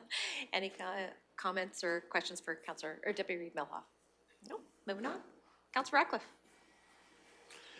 Thank you, Reeve. As I left for the airport from our last meeting, my activities have been fairly small. I would like to express my appreciation to Councillor Graham and Reeve Swanson for filling in for me while I was away and representing the county very well. That's my report. There you go. Thank you very much. Okay, I'll make mine short and sweet, and I won't repeat. So as Councillor Ratcliffe has indicated, I attended FCSS in his place. There was started the evaluation of applications and started to allocate the funding. 15th of February, I spoke to the Rocky Chamber membership mixer in regards to the county address. On February 17th, I jumped in a lake. I participated in the Freezin' for a Reason and raised $500 for West Country Family Services. February 21st, I actually attended the Rocky Mountain House Candidate By-Election Forum. I wanted to see what the public engagement was for that, and I found it very interesting to hear the candidates speak and what they were passionate about, and what we now know is a new member of that council who will be working in partnership with us. Have my drop-in session on February 22nd, the afternoon, of which I had some very robust discussions with some of the COMs and some of the directors that day. So that was really good. Attended the Reynolds Mirth Farmer Municipal Law Day with Deputy Reeve Melhoff, and as she indicated, there were some very interesting topics, and it was nice because it was very intimate. There was maybe 35 people, which was great for the questions during the day. So we didn't have a bullput per se at the end, but were asking questions along the day. Went to of course, listened to the RMA Town Hall webinar, and for Councillor Graham's, I'm not going to comment. It has been released. So the headline reads, Band-Aid solutions fall short. Some oil and gas companies continue to ignore property taxes as regulator sits on hands. So President Paul McLaughlin has released the updated unpaid oil and gas amounts. What RMA has collected the data, it's to the tune of $251.8 million.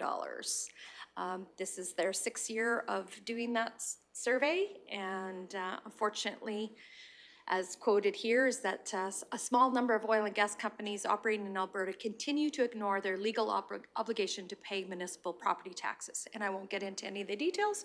Please feel free to go to their website and read. It's quite interesting. That night on February 23rd, which is Friday, I drove out to listen to the Explore Nordegg speaker series. Barry Wesley was their first speaker. They had a full house, actually standing room only. So they had a good first initial speaker series. On the 24th, I attended the Rocky Fish and Game Banquet and Awards with MP Soroka and MLA Nixon, Minister Nixon. Full house. They are busting at the seams. They continue to grow, which is great to see an organization like that. See a lot of kids in that room as well, so that was good.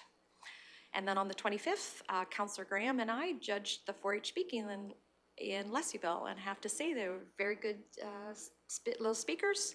And yeah, hopefully they got challenged to become paid speakers in the future, because one of the judges said that she had gone to a conference and the keynote speaker was many bucks to talk for an hour. I think it was to the tune of $21,000 to speak for an hour. So you never know what our little what goes on with these 4-H public speakers. So yeah, exactly.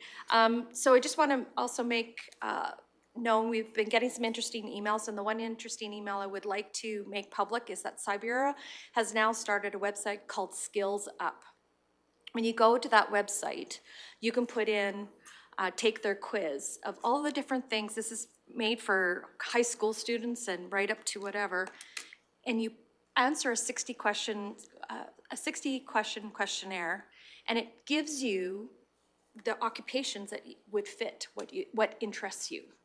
And if you click on that particular job description, and let's say, oh, it tells you you need a high school diploma, you need post-secondary, and it gives you the skill level that you would need to be successful in that particular occupation that you're looking at. So I think that's a great initiative. If we can keep driving our school kids to go to that, and even those that are looking at a different post-secondary or different career option, I think it is open to the public until the end of March. So it's on a very limited time frame. And the Rural Development Network has a link to Ag No, which has a survey out for Alberta's farm mental health. And so please fill out that. They would like to collect any data in order to offer assistance for any of the agriculture producers that are out there that are struggling with mental health. That's all for my report. Councillor Graham. I wanted to add something on to yours. I forgot. Thank you for bringing up the public speaking. I just wanted to give a shout out to Dallas and Jill from the county, who were both volunteered their Sundays as well to be there, and they represented the county extremely well. So shout out to them. It's great to see the county supporting 4-H. You bet. Thank you for that. All right. Done with council reports. Motion to accept the council reports. Councilor Ratcliffe. All right. Call the question. All those in favor? And that's carried. Correspondence. We have 2 letters, one from Parkland Airshed and a letter of concern in regards to feral hogs. Any information? If not, looking for a motion to accept correspondence for information. Okay, motion by Councilor Graham. All those in favor? And that's carried. Thank you. All right, moving on to number 9, which is a closed session. I will request a motion to go into closed session. Councilor Ratcliffe? Okay, Councilor Ratcliffe is motioning to go into closed session. All those in favor? And that's carried. Thank you.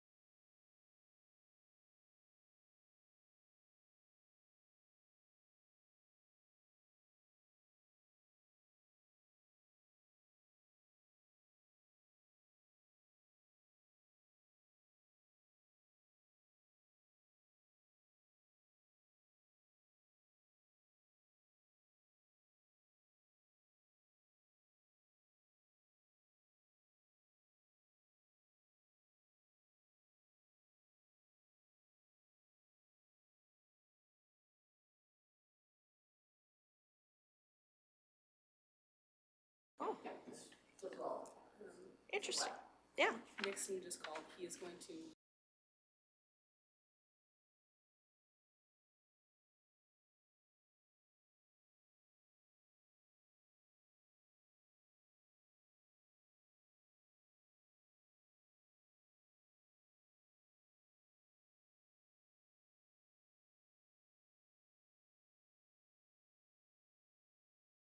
All right. And welcome back to our meeting. We are now out of closed session. There'll be no motions coming out of closed session. So we have one item left on our agenda, and that is for adjournment. So motion. Have the ability to adjourn? We do have the ability to adjourn. So, oh, so Councillor Ratcliffe. There you go. Councillor Ratcliffe makes a motion to adjourn. All those in favor? Thank you. And we'll see you in March.